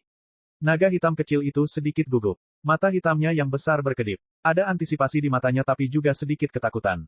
Satu orang, satu naga, keduanya melambat. Kemudian mereka merasakan kekuatan tak terbatas yang membawa serta benang samar dan hangat dari keagungan naga. Naga hitam kuno seukuran planet perlahan muncul di kehampaan yang gelap. Saat Lin Ming dan naga hitam kecil terbang di depannya, mereka tampak sekecil butiran debu. Dan di tubuh naga hitam kuno raksasa ini, 9 rantai melilitnya. Setiap rantai cukup tebal sehingga bahkan 100 orang pun tidak dapat memeluknya. Di ujung rantai ini terdapat kait logam besar yang dimasukkan ke dalam daging naga hitam, mengikatnya di tempatnya. Jika kait logam ini bersentuhan dengan naga hitam, area tersebut akan ternoda oleh darah naga hitam dan potongan daging. Setelah 100.000 tahun, darah ini membeku menjadi lapisan tebal berwarna hitam dan coklat yang mengkhawatirkan pikiran. Lin Ming menarik napas dalam-dalam. Meskipun dia pernah melihat ini sebelumnya, melihatnya lagi masih membuatnya tertekan dan sedih. Adapun naga hitam kecil, saat melihat pemandangan ini, matanya mulai dipenuhi rasa sakit dan kesedihan. Matanya yang besar dan cerah mulai basah oleh air mata. Senior, junior telah kembali. Lin Ming membungkuk. Naga hitam yang diam itu perlahan membuka matanya. Pupil naga itu seperti danau damar yang memancarkan cahaya tenang. Dalam kegelapan, mereka sangat terlihat. Saat naga hitam membuka matanya, naga hitam kecil itu juga menahan nafasnya. Saat ini, naga hitam kecil sedang dalam suasana hati yang sangat kompleks. Ada ketakutan, ada kesedihan, dan dari dalam garis keturunannya, ada cinta yang tak terhapuskan. 200 tahun, naga hitam itu berkata perlahan. Ia melihat kehidupan kecil di depannya. Pertumbuhan seekor naga membutuhkan proses yang panjang. Naga hitam kecil ini tampaknya baru berumur belasan tahun. Jika diubah ke usia manusia, naga hitam kecil ini tidak lebih dari bayi yang baru lahir. Lalu, ia melihat Lin Ming. Penampilan Lin Ming berubah dan budidayanya yang rendah membuat naga hitam terkejut. Dari dunia batin Lin Ming, dari vitalitas Lin Ming yang kuat, dari kekuatan jiwa Lin Ming yang dalam, ia bisa merasakan potensi yang menakutkan. Kamu, sepertinya mendapatkan kehidupan baru. Naga hitam itu bertanya, tidak yakin. Lin Ming mengangguk. Dia menghela nafas dalam hatinya. Dia tahu dari suara naga hitam itu bahwa naga itu telah menjadi jauh lebih tua dari sebelumnya. Api kehidupannya hampir berakhir dan ia ditakdirkan untuk tidak pernah bisa kembali ke keagungan yang menggemparkan yang pernah dimilikinya di masa lalu. Lin Ming berpikir sejenak dan kemudian memutuskan untuk memberitahu naga hitam segalanya tentang Empyrean Primordius.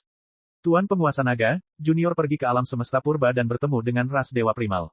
Di sana, saya juga menemukan keberadaan Senior Primordius. Naga hitam itu tercengang mendengar ini. Primordius, kamu melihatnya, dia. Melihat ekspresi Lin Ming, naga hitam memiliki firasat jauh di dalam hatinya. Dia tidak terus berbicara melainkan menunggu penjelasan Lin Ming. Lin Ming menarik napas dalam-dalam dan menjelaskan semua yang terjadi pada Primordius dari awal hingga akhir, bahkan menggambarkan seperti apa momen terakhir Primordius. Setelah mendengar ini, naga hitam itu terdiam untuk waktu yang lama. Mungkin apa yang terjadi adalah hasil terbaik bagi Primordius. Mungkin itulah yang ingin dilihat Primordius. 100 emosi berbeda melewati hati naga hitam itu. Ia memandang Lin Ming, melihat keturunannya, dan terdiam. Tiba-tiba, cahaya mulai berkumpul di antara kedua alisnya. Di dalam jurang iblis abadi, energi asal langit dan bumi di sekitarnya mulai berkumpul menuju tanduk tunggal naga hitam. Melihat ini, Lin Ming bingung. Naga hitam senior, kamu. Dari tubuh naga hitam, Lin Ming bisa merasakan semua energi esensi dan esensi daging dan darahnya berkumpul menuju titik di antara alisnya. Lin Ming sepertinya samar-samar menyadari apa yang sedang terjadi. Dia bertanya, senior, apa yang kamu rencanakan? Dan pada saat ini, seberkas cahaya keluar dari sela-sela alis naga hitam itu. Ini menembak langsung ke naga hitam kecil yang berada di samping Lin Ming. Saat naga hitam kecil itu bermandikan cahaya ini, ia berteriak ketakutan dan terkejut. Ia hanya merasakan energi di dalam cahaya ini hangat melebihi kemungkinan, begitu nyaman hingga ia ingin tidur. Tapi rasanya juga ada yang tidak beres. Namun, mau tidak mau ia tidak mampu menahan beban yang semakin berat di kelopak matanya dan ia perlahan menutup matanya, hampir tertidur. Tuan penguasa naga, apakah kamu baru saja memberikan esensi hidupmu kepada hitam kecil? Lin Ming khawatir. Kekuatan hidup naga hitam pada awalnya telah sangat berkurang. Jika ia kehilangan esensi kehidupannya lagi maka ia akan binasa lebih cepat. Faktanya, naga hitam mungkin tidak bisa menunggu Lin Ming tumbuh dan mendapatkan kekuatan yang cukup untuk menghancurkan 9 kabel perangkap naga yang dipasang oleh pusat kekuatan ras suci di masa lalu. Naga hitam itu tetap diam sambil terus mengeluarkan esensi kehidupan. Hanya ketika Little Black tidak lagi mampu menyerap lagi barulah ia akhirnya berhenti. Sesaat kemudian, naga hitam kecil itu terbungkus dalam cahaya hitam. Ia tenggelam ke dalam kehampaan dan mulai tertidur. Setelah melakukan semua ini, naga hitam itu tampak menua, menjadi jauh lebih tua. Matanya menjadi lebih suram dan keruh. Ia memandang Lin Ming dan sudut rahangnya yang besar tampak sedikit terangkat sambil tersenyum.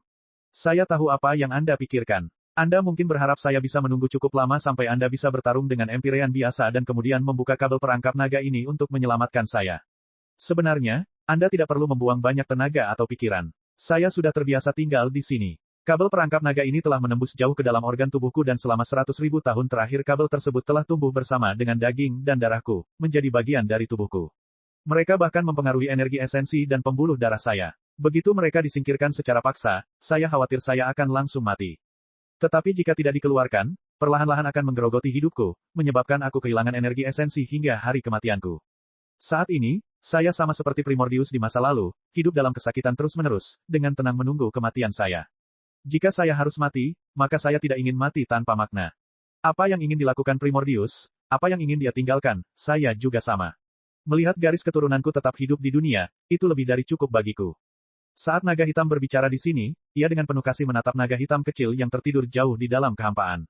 Bunyinya, bantu saya merawatnya. Dia adalah kelanjutan hidupku. Beberapa kata terakhir naga hitam itu menyentuh emosi terdalam-dalam diri Lin Ming. Karena, dia juga pernah mengucapkan kata-kata seperti ini. Ketika Soaring Feather memburunya, ketika nyawanya dalam bahaya dan kematian hampir pasti, dia meminta Xiao Moxian untuk menjaga anak di dalam perutnya, karena anak itu adalah kelanjutan dari hidupnya. Ini adalah respons naluriah seseorang yang berada dalam keadaan putus asa. Manusia selalu tidak mau mati. Tapi manusia akan mati bagaimanapun caranya. Saat seseorang mendekati jurang kematian, mereka berharap bisa meninggalkan sesuatu. Sehingga ketika mereka memejamkan mata untuk terakhir kalinya, mereka dapat meyakinkan diri mereka sendiri bahwa garis keturunan mereka terus mengalir di dunia. Hasrat yang kuat ini, jika ditukar dengan nama lain, bisa disebut cinta kebapaan dan cinta keibuan. Cinta orang tua, intinya, itulah harapan seseorang agar kehidupannya tetap eksis dan seterusnya. Ini adalah cinta yang egois, tapi juga cinta yang tidak mementingkan diri sendiri. Kasih sayang orang tua tidak pernah meminta untuk dibalas, karena bagi mereka, kehidupan sejahtera anak-anaknya adalah balasan terbesar yang pernah mereka terima. Melihat naga hitam kecil yang tertidur, melihat Dragon Sovereign yang benar-benar kelelahan, Lin Ming sepertinya menyadari sesuatu yang baru. Ia menemukan perwujudan lain dari samsara hidup dan mati. Anak-anak, orang tua, kasih sayang orang tua, ketiga hal ini berkisar pada hidup dan mati. Dia terdiam. Penguasa naga memberitahu Lin Ming tentang harapannya. Dia berharap setiap 100 tahun, Lin Ming akan membawa Little Black ke abis iblis abadi. Lin Ming setuju. Meskipun dia tahu bahwa ini akan mengurangi sisa umur penguasa naga, ini juga merupakan keinginan terbesar penguasa naga. Naga hitam kecil itu tidur selama 3 hari penuh dalam kegelapan.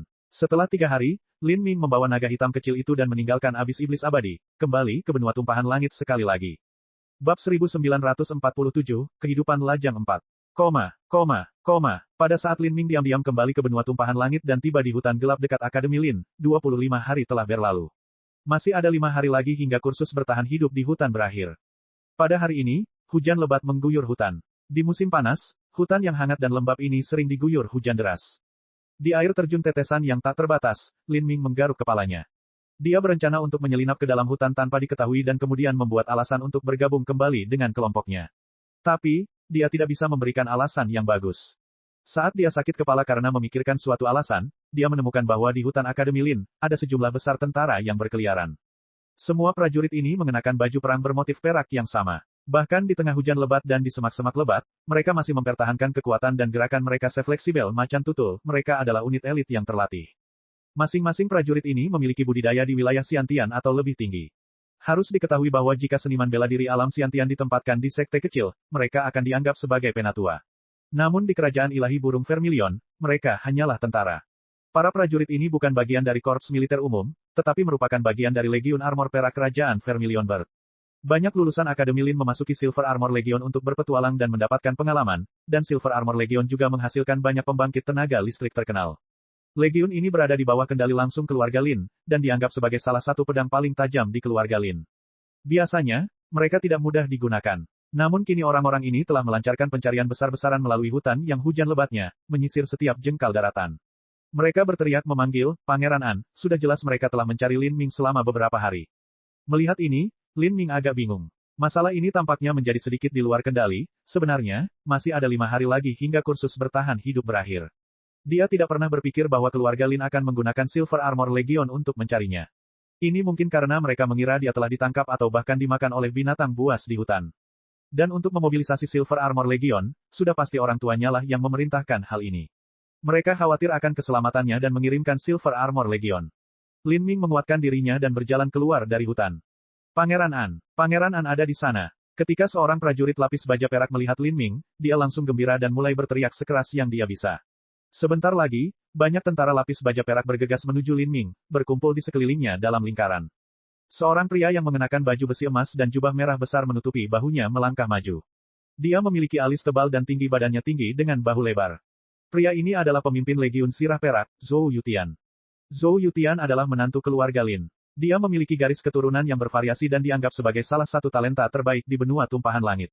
Dia berasal dari latar belakang keluarga kecil, namun setelah itu dia diterima di Akademi Lin karena bakatnya yang luar biasa dan memperoleh hasil yang luar biasa di sana.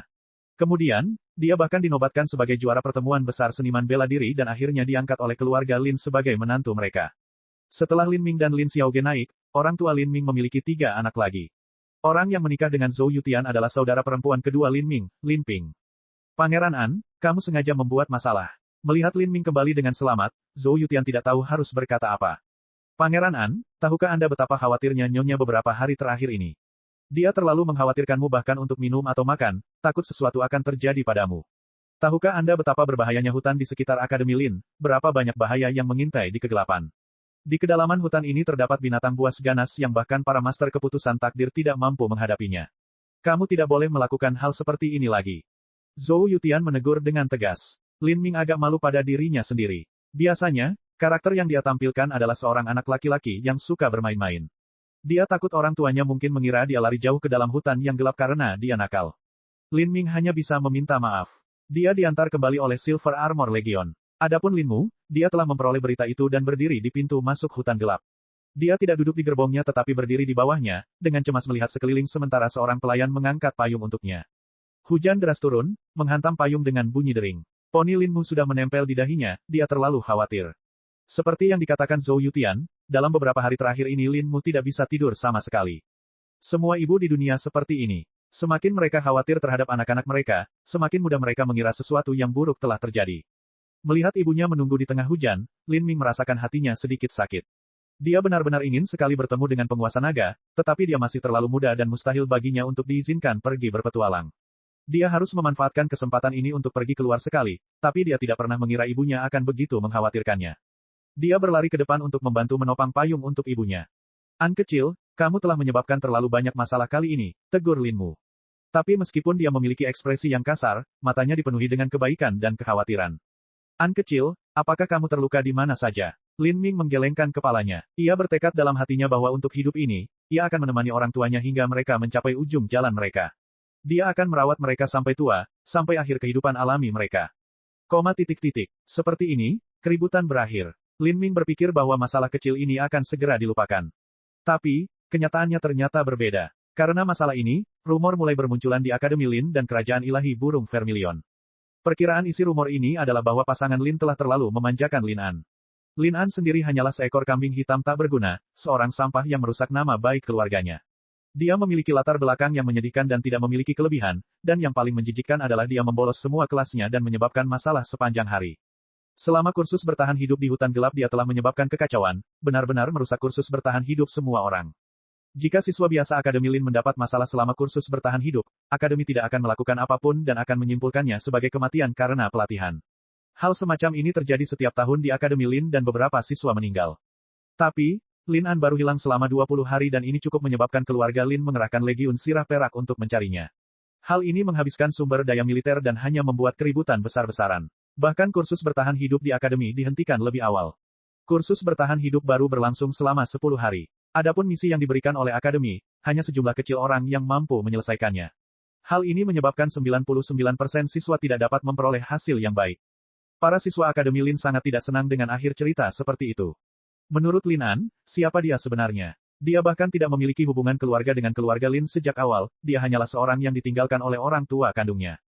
Bakat dan kultivasinya sama dengan orang kebanyakan. Dalam keadaan normal, dia hanyalah seorang pang yang tidak punya kelebihan, tikus jalanan yang berkeliaran di kota. Pasangan Lin tidak hanya menerima anak haram seperti itu tetapi bahkan membiarkannya dengan sombong melakukan apapun yang dia inginkan, melakukan segala macam hal yang jahat dan keji. Bukan saja dia tidak dimuridkan tetapi pasangan Lin bahkan menyeret orang lain untuk mencarinya. Ini jelas merupakan sebuah ketidakadilan. Hal ini menyebabkan prestise pasangan Lin sangat terpengaruh. Beberapa orang bahkan secara pribadi mengatakan bahwa pasangan Lin tidak lebih dari warga biasa yang belum pernah melihat dunia luas sebelumnya. Jika mereka tidak beruntung melahirkan putra mereka yang luar biasa, Lin Ming, maka mereka pasti sudah mati dan berubah menjadi tulang putih. Bahkan sekarang, orang-orang dipenuhi dengan pemikiran bahwa alasan mereka menduduki kursi mereka hanya karena Lin Ming. Mereka merasa bahwa pasangan Lin tidak boleh mengganggu kerajaan ilahi burung Vermilion dan bahwa mereka tidak berhak memobilisasi kekuatan kerajaan ilahi burung Vermilion. Mereka seharusnya mencari tempat yang nyaman dan tenang untuk pensiun. Diskusi ini, baik disengaja atau tidak, sampai ke telinga Lin Ming. Lin Ming mengerutkan kening. Selama hidup ini, niat awalnya adalah menemani orang tuanya. Sementara dia menghormati orang tuanya, dia ingin merasakan cinta kebapaan dan cinta keibuan mereka, menjadi lebih sadar akan samsara hidup dan mati. Ia tak menyangka tindakan cerobohnya akan membuat orang tuanya dikritik. Sungguh, dimanapun ada orang, pasti ada perjuangan. Aku hanya ingin menjadi seorang pangeran yang tidak mencoba merebut kekuasaan, tapi sepertinya seseorang telah mengincarku. Lin Ming tidak peduli apa yang orang lain katakan tentang dia, tapi dia tidak akan mentolerir orang tuanya disakiti. Mungkin dia harus mempertimbangkan untuk memberikan penghormatan yang pantas kepada orang tuanya agar mereka tidak dikritik. Dia pergi untuk melihat peringkat Akademi Lin. Untuk menyemangati siswa dan mendorong mereka lebih keras, sebuah tablet batu formasi susunan dipasang di pegunungan belakang Akademi. Nama siswa paling berprestasi di setiap kelas diukir di batu. Selain itu, Akademi Lin telah melakukan sesuatu yang mirip dengan 7 rumah bela diri yang mendalam dan telah membuat banyak ujian. Pemegang rekor ujian ini juga akan ditulis dalam pemeringkatan. Pemeringkatan ini dilihat oleh banyak siswa setiap hari. Siswa yang termotivasi bahkan akan datang belasan kali dalam sebulan. Adapun Lin Ming, dia belum pernah melihat sebelumnya. Hari ini, dia datang untuk melihatnya. Sebuah nama menarik perhatiannya. Orang ini bernama Situ Mingyue. Nama ini sepertinya milik perempuan dan sering muncul di peringkat. Ini karena dia mempertahankan beberapa peringkat saat ini dan bahkan memiliki rekor tertinggi. Situ Mingyue. Lin Ming penasaran. Orang lain bernama Situ. Mereka yang bermarga Situ seringkali memiliki variasi dantian dan bakat tingkat sangat tinggi. Mungkinkah? Lin Ming dengan santai bertanya kepada salah satu siswa yang berdiri di depan daftar peringkat. Siapa Situ Mingyue ini? Siswa itu tampak sedikit tidak senang ditanya pertanyaan ini oleh Lin Ming, tapi dia tidak berani untuk tidak menjawab. Dia berkata, Anda bahkan belum pernah mendengar tentang Situ Mingyue. Dia adalah siswa paling cemerlang dari kelas 3 dan merupakan adik perempuan Situ Yao Yao, keponakan Situ Yao Yue. Kata-kata siswa ini membenarkan dugaan Lin Ming. Sepertinya dia tidak salah. Situ Yao Yue adalah seorang jenius dari kerajaan ilahi Asura. Dia memiliki dantian valet ekstrim dan ahli dalam hukum kegelapan. Dia dinobatkan sebagai junior paling berbakat dari generasi muda kerajaan ilahi Asura. Ketika kerajaan ilahi Asura mengejar Lin Ming ke dalam klan dewa yang ditinggalkan dan memaksa Lin Ming melakukan pertempuran terus-menerus, Lin Ming telah menghadapi lawan demi lawan hingga ia bertemu dengan Situ Yao Yue. Meskipun Situ Yao Yue adalah seorang wanita, dia menggenggam Great Desolate Blood Halberd dan melawan Lin Ming dalam pertempuran sengit. Mereka telah berjuang hampir terhenti tetapi pada akhirnya Lin Ming mengandalkan teknik transformasi tubuhnya untuk mengalahkannya. Meskipun Situ Yao Yue pada saat itu lebih tua dari Lin Ming selama bertahun-tahun, tetap saja luar biasa baginya untuk mencapai apa yang dia lakukan. Adapun Situ Yao Yao, dia adalah adik perempuan Situ Yao Yue dan juga memiliki dantian valet ekstrim. Ketika Lin Ming kembali ke alam bawah di masa lalu, dia telah melihat Lin Xiaoge bertarung melawannya. Sebenarnya, Lin Xiaoge tidak mampu menekan Situ Yao Yao, namun Lin Xiaoge akhirnya mampu menang karena yayasan yang ia dirikan karena semua obat-obatan berharga yang digunakan padanya. Hanya melalui kompetisi ketahanan dia menang. Dari sini, bisa dikatakan Lin Xiaoge sebenarnya telah kalah dari Situ Yao Yao. Kini, Situ Yao Yao sebenarnya telah melahirkan seorang anak perempuan. Dan jelas bahwa putri ini juga memiliki dantian valet ekstrim. Keluarga Situ ini benar-benar memiliki terlalu banyak bakat dan dantian valet ekstrim diturunkan seperti ini. Sedangkan untuk dirinya sendiri, dia sepertinya bernasib sama dengan keluarga Situ. Bab 1948, Kehidupan Lajang 5. Saat Lin Ming belajar di Akademi Lin, rumor tersebut terus menyebar. Jika Lin Ming melepaskan akal ilahi dia bisa dengan mudah mendengar banyak orang mengkritiknya. Yang lain mengatakan bahwa pasangan Lin memaafkan tindakan kejam dan mendominasi yang dilakukan putra angkat mereka. Diskusi ini menjadi semakin sengit, bahkan sampai ke tingkat kelas penguasa kerajaan ilahi burung vermilion. Ini mengejutkan Lin Ming. Suatu masalah yang menurutnya tidak penting pada awalnya tampaknya sengaja dibuat dan dikendalikan oleh seseorang di belakang layar untuk memandu opini publik. Apakah seseorang mengincarnya? Lin Ming segera memikirkan hal ini. Setelah menjalani beberapa generasi kehidupan fana, dia akan lebih memikirkan segalanya, bahkan hal-hal seperti ini. Kerajaan ilahi burung vermilion adalah kerajaan ilahi nomor 1 di benua tumpahan langit, dan mereka yang berkuasa menikmati otoritas terbesar di seluruh benua serta kendali atas sumber daya yang kaya. Jika muncul seseorang yang menyentuh manfaat dari orang-orang ini, wajar jika skenario seperti ini muncul. Situasi menjadi semakin kompleks. Namun saat ini, dari kelas penguasa, seseorang melangkah maju untuk mengendalikan rumor tersebut. Mereka memulainya dari beberapa titik berbeda hingga rumor tersebut perlahan mulai mereda. Meskipun beberapa orang tidak puas dengan Lin Ming, mereka tidak pernah begitu terang-terangan dalam tindakan mereka. Orang yang membantu Lin Ming adalah Raja Timur Kerajaan Vermilion Bird, Lin Xiaodong. Lin Xiaodong adalah salah satu saudara baik Lin Ming sejak masa mudanya. Ketika Lin Ming berpisah dari Lan Yunyu, Lin Xiaodong menjaganya. Setelah kerajaan ilahi burung vermilion didirikan, semua orang yang dekat dengan Lin Ming, termasuk orang tuanya, Lan Yunyu, dan Lin Xiaodong, semuanya datang ke sini. Lin Xiaodong diberi gelar raja. Semasa mudanya ia sering menemani orang tuanya berbisnis dan memiliki keterampilan di bidang politik dan komunikasi. Selain dia bersaudara dengan Lin Ming dan hubungan dekat mereka, sangat sedikit orang di pengadilan yang berani menyinggung perasaannya atau berbicara menentangnya. Meskipun Lin Xiaodong sendiri tidak terlalu kuat, dia telah membesarkan beberapa tamu yang merupakan master. Mereka berada di alam penghancuran kehidupan dan beberapa dari mereka bahkan berada di peringkat keputusan takdir. Dengan demikian, Lin Xiaodong menjadi seseorang yang mampu menimbulkan badai dan hujan di pengadilan dan memiliki pengaruh yang besar. Dasar bocah nakal, kenapa kamu tidak mencoba berjuang untuk memberikan sedikit wajah pada orang tuamu? Lin Xiaodong melihat Lin Ming di istananya sendiri dan meninju dadanya. Dalam 200 tahun terakhir ini, berat badan Lin Xiaodong bertambah banyak. Awalnya dia tidak tinggi dan dengan kakinya yang besar seperti gajah, dia menyerupai telur. Karena perutnya dia bahkan tidak bisa melihat jari kakinya sendiri. Ia menjaga kesehatannya dengan baik dan menikahi 3 istri serta memiliki puluhan selir. Semua selir ini memiliki latar belakang budidaya yang baik.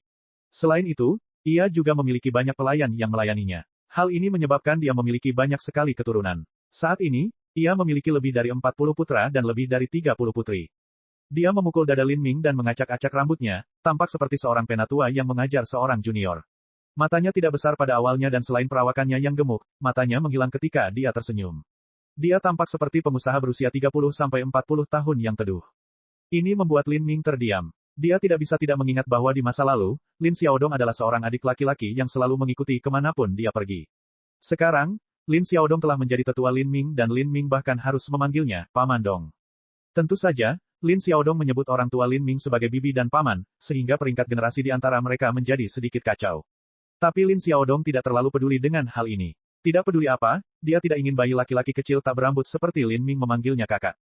Dalam beberapa tahun terakhir ini, Lin Xiaodong telah merawat Lin Ming dengan baik. Ini karena Lin Xiaodong selalu merasa bahwa Lin An memiliki kemiripan yang luar biasa dengan Lin Ming di masa lalu. Setelah Lin Ming diceramahi oleh Lin Xiaodong, dia meninggalkan Istana Timur. Tentu saja ia tidak ingin orang tuanya tersedot ke dalam pusaran perebutan kekuasaan, maka ia sedikit menahan diri dan mulai mengikuti kelas dengan sungguh-sungguh. Pada hari ini, perjalanan bertahan hidup di hutan gelap akan dimulai sekali lagi. Karena Lin Ming hilang terakhir kali kursus bertahan hidup dibatalkan dan banyak orang tidak dapat memperoleh hasil apapun. Kursus bertahan hidup ini dianggap sebagai ujian tambahan. Setelah tempur di hutan dimulai, banyak orang masuk ke dalam hutan gelap dalam kelompok 2 atau 3 orang. Namun, Lin Ming masuk sendiri. Dia berjalan tanpa tujuan melalui hutan yang gelap, dengan santai membunuh beberapa binatang buas kecil. Tepi hutan gelap memiliki banyak binatang buas tingkat rendah dan binatang buas ini semuanya dibagi menjadi beberapa tingkatan lebih lanjut. Berburu dan membunuh binatang buas dengan tingkatan berbeda memiliki skor yang berbeda. Dalam 30 hari setelah kursus bertahan hidup berakhir, jika seseorang dapat memperoleh skor yang cukup tinggi, maka mereka akan dinilai telah lulus kursus bertahan hidup. Jika kinerja seseorang luar biasa maka hasilnya akan dinilai dari bagus, bagus, hingga sangat baik, tergantung pada skornya. Setiap tahunnya di hutan gelap, yang lolos hanya berjumlah setengah dari jumlah siswa. Sebagian besar siswanya bagus, beberapa siswanya hebat, dan seringkali hanya ada satu siswa yang mendapat nilai sangat baik. Rencana Lin Ming adalah untuk mendapatkan skor antara baik dan sangat baik. Dia ingin memberi muka pada orang tuanya tetapi tidak ingin hasilnya terlalu mengejutkan. Namun saat ini, dia mendengar seruan nyaring di dalam hutan. Dia melihat jauh ke dalam hutan dan melihat seorang gadis muda berkelahi dengan katak beracun bermata biru. Katak beracun bermata biru ini adalah salah satu binatang buas paling mematikan di hutan gelap. Dengan membunuh satu, siswa dapat memperoleh salah satu kondisi yang diperlukan untuk mendapatkan nilai sangat baik. Lin Ming mengenali gadis muda ini. Dia adalah Situ Mingyue. Selama kursus bertahan hidup tahun ini, satu-satunya yang bisa mencapai peringkat sangat baik adalah Situ Mingyue. Dia sangat mirip dengan Situ Yao Yue muda. Dia mengenakan pakaian ungu dan perawakannya tinggi. Kakinya panjang dan ramping dan kulitnya tampak bercahaya seperti mutiara, lembut dan tanpa cacat. Meskipun ekspresinya dingin, dia tidak menunjukkan perasaan seorang wanita sedingin es yang tidak bisa didekati. Sebaliknya, dia memancarkan pesona iblis ringan dari seorang penyihir wanita, membuat orang lain merasa aneh saat melihatnya. Bahkan saat melawan katak beracun bermata biru, Situ Mingyue tetap tenang, seolah dia benar-benar menyatu dengan lingkungan sekitarnya. Lin Ming dan garis keturunan Situ berbagi ikatan karma yang besar. Dia telah sepenuhnya menghancurkan negara Situ Mingyue, kerajaan ilahi Asura, dan bahkan beberapa tetua Situ Mingyue telah tewas dalam bencana itu. Bibi dan ibu Situ Mingyue adalah Situ Yao Yue dan Situ Yao Yao. Kedua wanita ini awalnya adalah putri surgawi yang paling dibanggakan dari kerajaan ilahi Asura. Dengan dukungan kerajaan ilahi di belakang mereka, masa depan mereka seharusnya tidak terbatas. Namun karena kerajaan ilahi Asura hancur, Situ Yao Yue dan adiknya harus berjuang sendiri. Dari putri surga yang sombong, mereka terjatuh dari tempat tinggi di awan, menjadi putri kerajaan yang menyedihkan dari kerajaan yang dikalahkan. Perbedaan statusnya terlalu besar. Kerajaan ilahi Asura bisa dikatakan telah menyinggung banyak orang. Situ Yao Yue dan Situ Yao Yao berpenampilan cantik dan memiliki banyak bakat, sehingga mereka diinginkan oleh beberapa pembangkit tenaga listrik laut ilahi. Beberapa orang ingin menerima mereka bersama dan karena itu mereka berjuang dalam waktu yang lama. Dari aspek ini, tidak terlalu jauh untuk mengatakan bahwa keluarga Lin mempunyai dendam dengan keluarga Situ. Setelah serangkaian pertempuran sengit, Situ Mingyue akhirnya membunuh katak beracun bermata biru itu. Di hutan yang gelap, seluruh tubuhnya berlumuran darah dan lendir hijau. Dadanya dengan ringan naik turun. Jelas sekali bahwa membunuh binatang buas yang begitu kuat telah menghabiskan sebagian besar kekuatannya. Ya, Situ Mingyue menghunuskan pedangnya sekali lagi, menembus jantung katak beracun bermata biru itu untuk memastikan kematiannya. Setelah dia memastikan bahwa katak racun bermata biru itu benar-benar mati, dia berbalik dan dengan dingin menatap Lin Ming. Dia sudah lama menemukan Lin Ming tetapi tidak terlalu mempedulikannya. Dia berjongkok dan diam-diam mengiris kulit berjerawat katak beracun bermata biru itu. Dia meraih ke dalamnya dan mengambil inti monster seukuran kepalan tangan. Ini adalah bukti bahwa dia telah membunuh binatang itu. Lalu, dia melihat Lin Ming. Lin Ming bisa melihat sedikit permusuhan dan penghinaan di matanya. Meskipun keluarga Situ telah jatuh dalam beberapa tahun terakhir dan telah menebus kesalahan mereka di masa lalu, semua orang harus mengakui bahwa keluarga Situ menghasilkan orang-orang jenius yang luar biasa di setiap generasi dan garis keturunan mereka juga luar biasa. Lin Ming tidak tahu bahwa Situ Mingyue selalu memiliki obsesi di hatinya. Karena Lin Ming, negaranya telah hancur. Jadi, Meskipun dia secara alami membenci keluarga Lin, dia sangat sadar bahwa mustahil untuk menggulingkan mereka. Oleh karena itu, dia berharap untuk secara langsung mengalahkan murid dari keturunan langsung keluarga Lin dan mendapatkan kembali kebanggaan bagi keluarga Situ. Harus diketahui bahwa di masa lalu, Situ Yaoyue pernah kalah dari Lin Ming dan Situ Yao Yao kalah dari Lin Xiaoge. Mereka ditekan oleh keluarga Lin.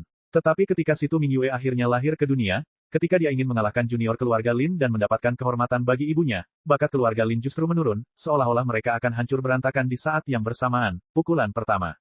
Selain Lin Ming dan Lin Xiaoge, keluarga Lin tidak menghasilkan individu yang luar biasa berbakat. Bahkan dengan dukungan sumber daya, para murid keluarga Lin seringkali hanya memiliki prestasi biasa.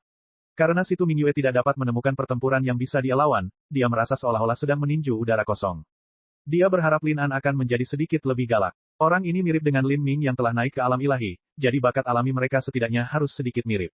Meskipun mengalahkan Lin Ming tidak mungkin, mengalahkan Lin An sudah lebih dari cukup. Bahkan ada beberapa orang yang mengatakan Lin An adalah reinkarnasi Lin Ming. Namun, dia kembali kecewa. Lin An hanyalah seorang tuan muda playboy, sekantong sampah. Dia tidak bisa menarik sedikitpun ketertarikan untuk melawannya. Situ Mingyue menyingkirkan inti monster di tangannya dan berbalik untuk pergi.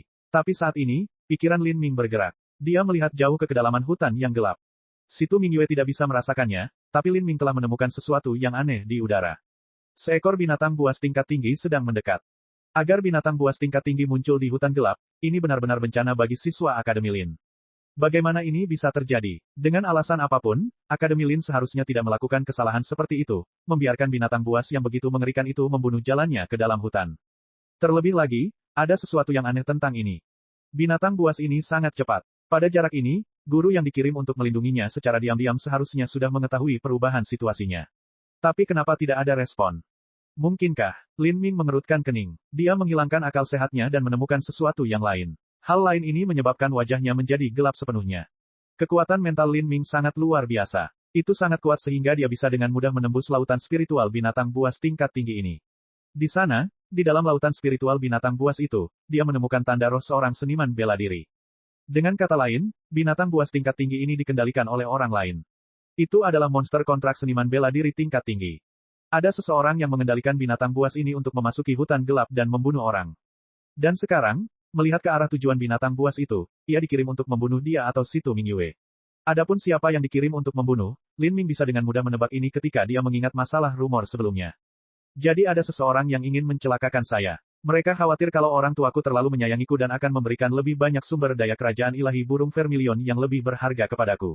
Apakah mereka takut bahkan otoritas tertinggi akan diwariskan kepadaku? Bab 1949, Kehidupan Lajang 6.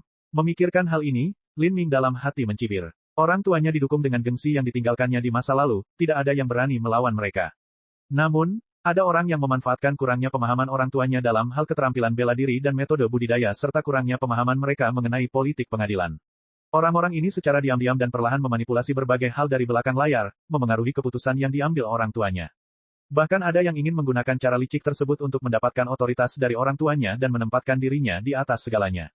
Bagaimanapun, orang tuanya hanyalah manusia biasa. Bahkan dengan banyak obat-obatan roh yang membantu mereka, mereka hanya mempunyai waktu hidup paling lama 2000 tahun. Begitu orang tuanya meninggal, kerajaan ilahi yang luas ini akan jatuh ke tangan siapa? Ini adalah masalah yang sangat serius dan memberikan banyak manfaat. Wajar jika setiap orang ingin menyantap seporsi sup kental ini. Saat pemikiran ini terlintas di benak Lin Ming, dia bisa merasakan bahwa binatang buas tingkat tinggi telah mendekat. Situ Mingyue awalnya mengambil 10 langkah, tapi kemudian tubuhnya bergetar. Dia berbalik dan melihat jauh ke dalam hutan, kulitnya langsung berubah.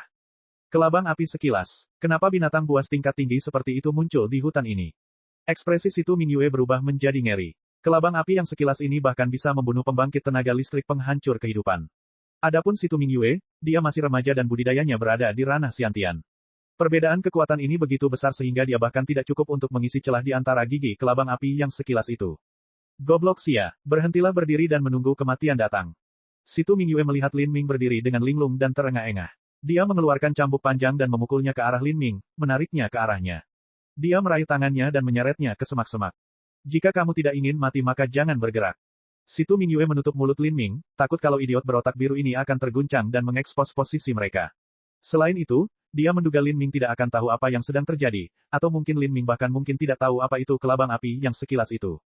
Jika bencana semacam ini menimpa seseorang yang tidak memiliki keterampilan atau pengetahuan, mereka akan mati sebelum mereka menyadarinya. Dia dengan cepat berbicara kepada Lin Ming dengan transmisi suara esensi sejati dan kemudian menjentikkan jarinya. Sinyal suar melesat ke langit. Ini adalah sinyal suar khusus yang dikeluarkan oleh Akademi Lin kepada siswanya untuk meminta penyelamatan. Setelah digunakan, guru yang bertanggung jawab menyelamatkan siswa akan segera tiba. Jika situasi berbahaya terjadi, siswa seharusnya menggunakan kemampuan penyelamatan ini. Situ Mingyue tidak percaya bahwa dia akan dapat menemukan jalan untuk bertahan hidup jika kelabang api menemukannya, dia juga tidak percaya bahwa dia dapat melarikan diri darinya. Yang bisa dia lakukan hanyalah bersembunyi sebanyak yang dia bisa dan berharap kelabang api yang sekilas ini hanya lewat dan tidak membidik mereka. Atau, dia bisa berdoa agar mereka diselamatkan sebelum keduanya meninggal. Namun, Situ Mingyue juga merasa situasinya aneh. Mengapa Lin Ming ini tidak memiliki master yang diam-diam mengikutinya untuk melindunginya? Dan tuan ini benar-benar membiarkan kelabang api mendekati mereka. Namun saat ini hati Situ Mingyue terasa dingin, seolah-olah dia telah jatuh ke dalam danau es. Dia menatap tanpa daya saat sinyal suar yang dia tembakkan ke langit tiba-tiba pecah. Cahaya terang dari suar sinyal seolah ditelan kegelapan, berubah menjadi abu yang berhamburan tertiup angin, tidak meninggalkan apapun. Ini, Situ Mingyue sangat ketakutan. Perubahan semacam ini hanya bisa dilakukan oleh seseorang yang ahli dalam konsep kegelapan. Hanya konsep kegelapan yang menelan segalanya yang bisa dengan bersih menelan cahaya sinyal suar. Dia tiba-tiba menyadari kemungkinan yang mengerikan. Kemungkinan ini membuatnya putus asa. Seseorang ingin membunuhnya atau Lin Ming. Orang ini diam-diam telah menyusup ke dalam pasukan yang ditugaskan untuk melindungi para siswa dan bergerak melawan mereka. Mereka bahkan membawa kelabang api sekilas ke sini untuk membuatnya tampak seolah-olah mereka telah mati selama kursus bertahan hidup. Orang ini bahkan mungkin adalah master dari Akademi Lin. Kita harus lari, Situ Mingyue berkata dengan cepat. Saat ini, telapak tangannya basah oleh keringat. Dia sudah menduga bahwa tidak peduli siapa tujuan orang ini, mereka akan membunuh semua saksi yang mungkin. Ini berarti keduanya akan mati di sini. Dan saat Situ Mingyue mengucapkan kata-kata ini, kelabang berwarna api yang menakutkan tiba-tiba keluar dari dalam hutan. Kelabang yang mengerikan ini memiliki panjang lebih dari 100 kaki dan memiliki karapas yang terbakar api. Ia mengeluarkan suara gemuruh yang mengerikan, dan kemanapun ia pergi, pepohonan akan terpotong-potong seperti ranting-ranting kecil. Itu terlalu cepat hingga membuat seseorang putus asa. Begitu muncul, ia tidak berhenti sama sekali dan melemparkan dirinya ke Lin Ming dan Situ Mingyue. Ia merentangkan cakarnya yang dipenuhi racun dan api, menusuk ke arah mereka seperti dua tombak panjang. Pada saat itu, Situ Mingyue belum pernah merasakan kematian sedekat ini seperti hari ini. Dalam keputusasaan, dia mengertakkan gigi dan menggunakan seluruh kekuatannya untuk menebas pedangnya. Dia tidak berpikir bahwa serangan ini akan mampu melakukan apapun, tetapi hanya ingin meninggalkan bekas luka pada kelabang api yang sekilas, meskipun bekasnya dangkal. Ini adalah respons kemarahannya terhadap keengganan yang dia rasakan di dalam hatinya. Apakah dia akan mati di sini seperti ini? Untuk mati begitu cepat dan tidak dapat dijelaskan, apakah dia tidak akan mengetahui siapa yang membunuhnya, atau apa tujuan mereka? Ibunya, apakah dia akan sedih? Segala macam pemikiran terlintas di benak Situ Mingyue. Dia menatap kosong saat cakar kelabang menusuk dadanya seperti sabit dewa kematian. Dia menyaksikan serangan pedangnya yang lembut dan lemah jatuh ke dahi kelabang api yang sekilas seperti seutas jerami. Dan, dia hampir mendengar suara jantungnya ditusuk dan darahnya muncrat. Namun pada saat itu, sesuatu yang tidak dapat dipercaya terjadi. Saat serangan pedangnya yang lembut dan samar jatuh ke dahi kelabang api yang sekilas, kekuatan di luar imajinasi langsung meletus, seolah-olah matahari besar menyinari bilah pedang, memancarkan cahaya ilahi yang membutakan semua. Ini, mata Situ Mingyue terbuka lebar. Kelabang api yang sekilas memiliki karapas yang sekeras besi dewa, namun di bawah serangan pedang ini, ia terpotong seperti tahu. Busur besar energi pedang bulan sabit terus berlanjut ke depan, tanpa henti merobek kelabang. Tubuh kelabang api berkecepatan tinggi itu sepertinya ditangkap pada saat itu oleh tangan raksasa yang tak terlihat, sepenuhnya melanggar hukum fisika saat ia membeku di udara. Kemudian, garis emas menyebar dari dahi kelabang api dan mulai menonjol ke belakang. Sesaat kemudian, kelabang api yang sekilas itu terbelah menjadi dua. Dua bagian kelabang api yang sekilas jatuh ke tanah. Hanya setelah cahaya keemasan menghilang, darah mulai menyembur keluar dan mewarnai tanah menjadi merah. Seperti kata pepatah, kelabang masih bisa bergerak meski sudah mati. Bahkan jika kelabang api yang sekilas ini terbelah menjadi dua, ia masih memiliki nafas kehidupan dan masih mampu berjuang dengan keras, yang merupakan ancaman besar. Namun setelah terpotong oleh serangan pedang Situ Mingyue, kelabang api yang sekilas itu telah berhenti bergerak, tanpa ada sedikit pun kehidupan yang tersisa di dalamnya. Saat Situ Mingyue menyaksikan semua ini, matanya berubah sebesar bulan. Bahkan mulutnya yang sepertinya membawa niat jahat telah ternganga karena dia tidak dapat mempercayai semua yang baru saja terjadi. Adegan di depannya sama dengan dia membunuh kelabang api yang sekilas, binatang buas yang setara dengan pembangkit tenaga listrik penghancur kehidupan tingkat tinggi. Tentu saja, ini sama sekali tidak mungkin. Situ Mingyue dapat dengan jelas merasakan bahwa pada saat singkat itu, kekuatan ilahi sepertinya menebas dari kehampaan. Kekuatan ini telah menyatu dengan serangan pedangnya, sehingga menciptakan keajaiban yang dia saksikan. Dan asal-muasal kekuatan ini sepertinya ada di belakangnya. Dia berbalik dan menatap Lin Ming. Pada saat ini, Lin Ming berdiri hanya 3 kaki darinya. Tidak ada kepanikan di wajahnya, melainkan hanya ketenangan. Kulitnya bahkan sedikit gelap. Matanya begitu dalam dan tak terukur seperti kolam es, menyebabkan siapapun yang melihatnya merasakan sedikit ketakutan. Sikap dingin seperti ini sepertinya berasal dari kemarahan. Bisa juga karena alasan lain, tapi itu sama sekali bukan karena dia takut. Saat menghadapi kelabang api sekilas yang bisa membunuh pembangkit tenaga listrik penghancur kehidupan, bahkan si Tu Mingyue pun bingung. Namun, pemuda ini tidak takut sama sekali. Dia tidak tahu kenapa, tapi saat si Tu Mingyue memandang Lin Ming dia merasakan kegelisahan yang menakutkan di hatinya. Dia tidak akan pernah percaya bahwa orang yang tampak seperti idiot dan bertingkah seperti tuan muda yang kejam ini bisa memiliki ekspresi yang sangat mantap dan tenang. Dia bahkan merasa bahwa Lin An ini memiliki rahasia yang menggemparkan. Penyergapan ini jelas ditujukan pada Lin An dan bukan dirinya sendiri. Tetapi meskipun mereka mengirimkan binatang buas yang begitu kuat, upaya mereka untuk membunuh Lin An telah gagal. Dari mana datangnya kekuatan itu? Seharusnya itu tidak datang dari Lin An, kan? Si Tu Mingyue memandang Lin Ming dan sama sekali tidak percaya bahwa seseorang seperti Lin An, yang lebih muda darinya, akan memiliki kemampuan untuk membunuh kelabang api yang sekilas. Ini melampaui semua akal sehat. Pada saat ini, suara langkah samar bergema dari dalam hutan. Jika seseorang tidak mendengarkan dengan cermat maka mustahil untuk mendeteksinya. Siapa? Hati si Tu Mingyue terasa tercekam. Seseorang ada di sini, dan mereka bahkan seorang master. Namun, dia merasa orang yang tersembunyi ini tidak mendekati mereka tetapi malah melarikan diri. Itu benar, ada orang yang telah menghancurkan sinyal suaranya dengan hukum kegelapan. Orang ini kemungkinan besar berasal dari Akademi Lin, dan bahkan mungkin adalah guru yang ditugaskan untuk melindungi mereka. Mereka mengambil bagian dalam pembunuhan tersebut, tetapi setelah gagal mereka memutuskan untuk melarikan diri. Meskipun mereka tidak tahu bagaimana kelabang api itu mati atau siapa yang membunuhnya, yang mereka tahu pasti adalah siapapun yang bisa membunuh kelabang api dengan mudah juga bisa dengan mudah membunuh mereka. Ini karena kekuatan mereka tidak lebih besar dari kelabang api yang cepat berlalu. Mereka melarikan diri. Si Tu Mingyue tidak tahu harus berbuat apa. Dia hanya melihat Lin Ming. Dia tentu saja tidak bisa menghentikannya. Dia ingin melihat apa yang akan dia pilih untuk dilakukan. Lin Ming mengerutkan alisnya. Dia berkata kepada si Tu Mingyue, mengapa kamu tidak lari? Apa gunanya berdiri di sana seperti orang idiot? Apakah kamu menunggu mereka mengumpulkan bala bantuan sehingga mereka dapat kembali untuk membunuhmu? Kata-kata Lin Ming seperti seember air dingin yang dituangkan ke kepala si Tu Mingyue. Beberapa saat yang lalu dia dengan marah berteriak kepada Lin Ming bahwa dia adalah seorang idiot yang berdiri di sana dan menunggu kematian membawanya. Sekarang, kata-kata ini telah dikembalikan padanya. Apa yang dikatakan Lin Ming benar. Situasinya saat ini tidak jelas sehingga segera pergi mencari pertolongan adalah pilihan yang paling masuk akal untuk diambil. Jika mereka tetap tinggal di sini maka mungkin akan ada lebih banyak orang yang datang untuk membunuh mereka, itu sangat berbahaya. Tepat sebelum dia hendak melarikan diri, dia menoleh ke Lin Ming untuk meminta nasihat tentang siapa yang harus ditemukan. Lagi pula, dengan situasi rumit saat ini, dia tidak tahu siapa yang ada di sini untuk membunuh mereka dan siapa yang ada di sini untuk menyelamatkan mereka. Jika dia secara tidak sengaja bertemu dengan seseorang yang berbahaya dan dimasukkan ke dalam perangkap, kematian seperti itu tidak bisa dibenarkan sama sekali. Namun, saat dia berbalik dia menemukan bahwa pada saat gangguan singkat tadi, Lin Ming sudah menghilang. Bab 1950, Kehidupan Lajang 7. Lin An, di mana Lin An?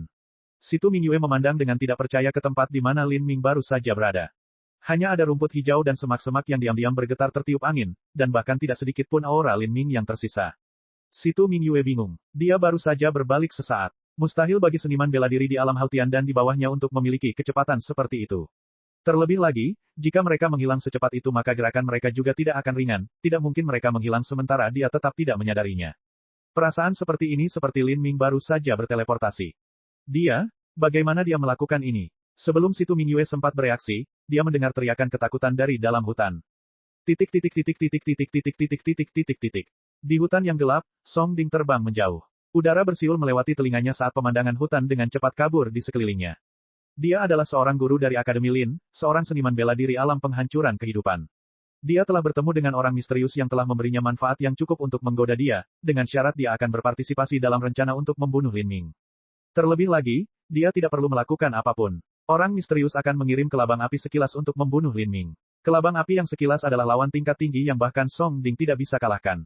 Jika Song Ding tidak dapat melindungi Lin Ming dari kelabang ini maka dia tidak perlu menanggung banyak rasa bersalah. Dia awalnya berpikir bahwa masalah ini kurang lebih terjamin. Terlebih lagi, untuk membunuh anak angkat yang tidak populer dan tidak berguna seperti Lin Ming, Song Ding tidak merasakan banyak tekanan.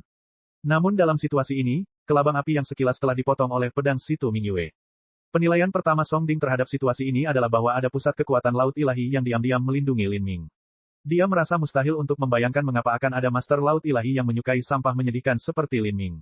Tapi, kebenaran ada di hadapannya. Karena itu, dia hanya bisa melarikan diri. Jangan sampai pembangkit tenaga listrik Laut Ilahi itu melampiaskan amarahnya padanya. Dia ketakutan sehingga dia melarikan diri secepat mungkin. Tapi saat ini, beberapa ratus kaki di depan ke arah dia melarikan diri, kekosongan terkoyak dan seorang pemuda dengan ekspresi dingin dan tidak berperasaan melangkah keluar, muncul tepat di depan Song Ding. Perubahan mendadak ini membuat Song Ding ketakutan.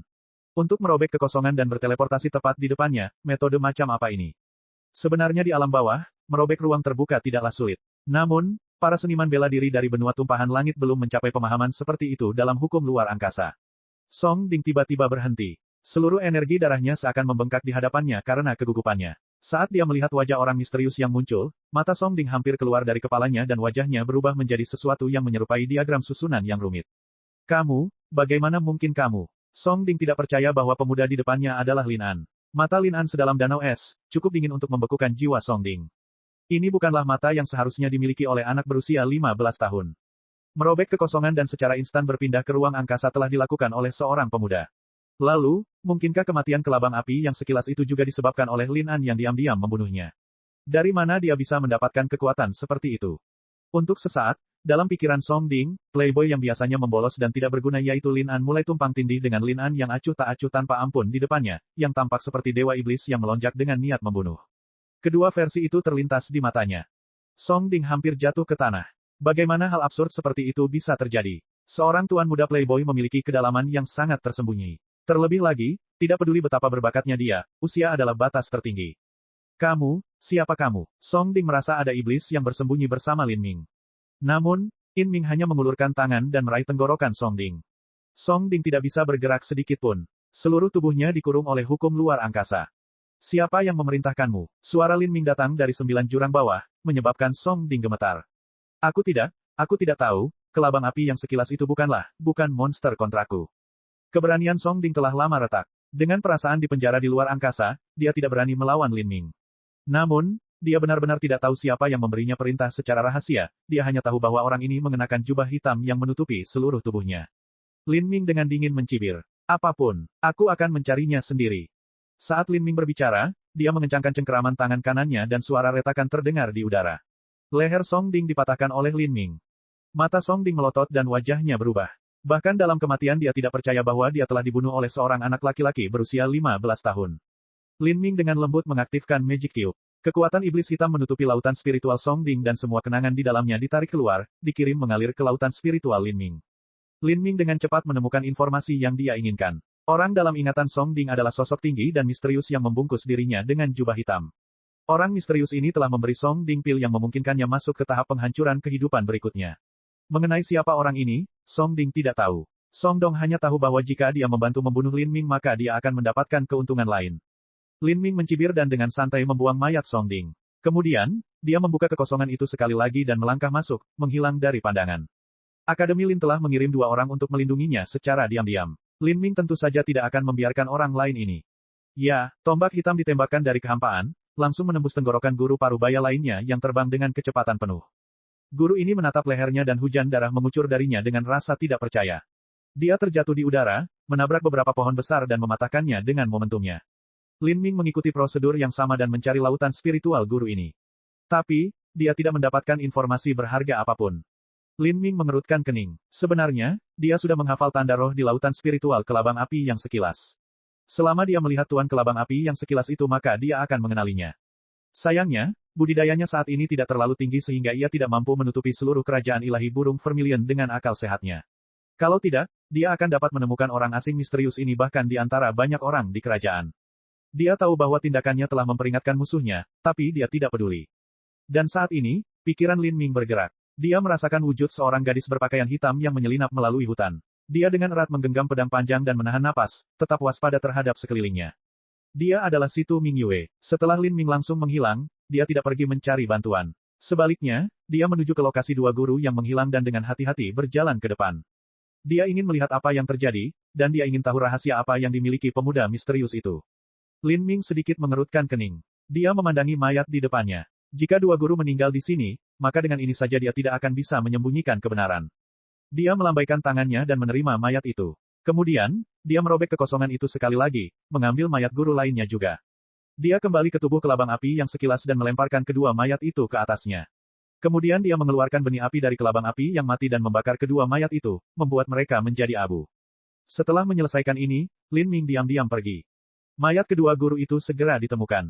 Dipercaya bahwa mereka dibunuh oleh kelabang api yang sekilas, tetapi siapa yang membunuh kelabang api yang sekilas itu, tidak ada yang tahu. Eksistensi misterius yang setidaknya berada di alam laut ilahi telah muncul di tepi hutan gelap dan membunuh kelabang api yang sekilas dengan satu serangan pedang. Bagaimana hal seperti itu bisa terjadi? Selain itu, seseorang dapat mencari informasi tentang semua pusat kekuatan laut ilahi di kerajaan ilahi burung Vermilion.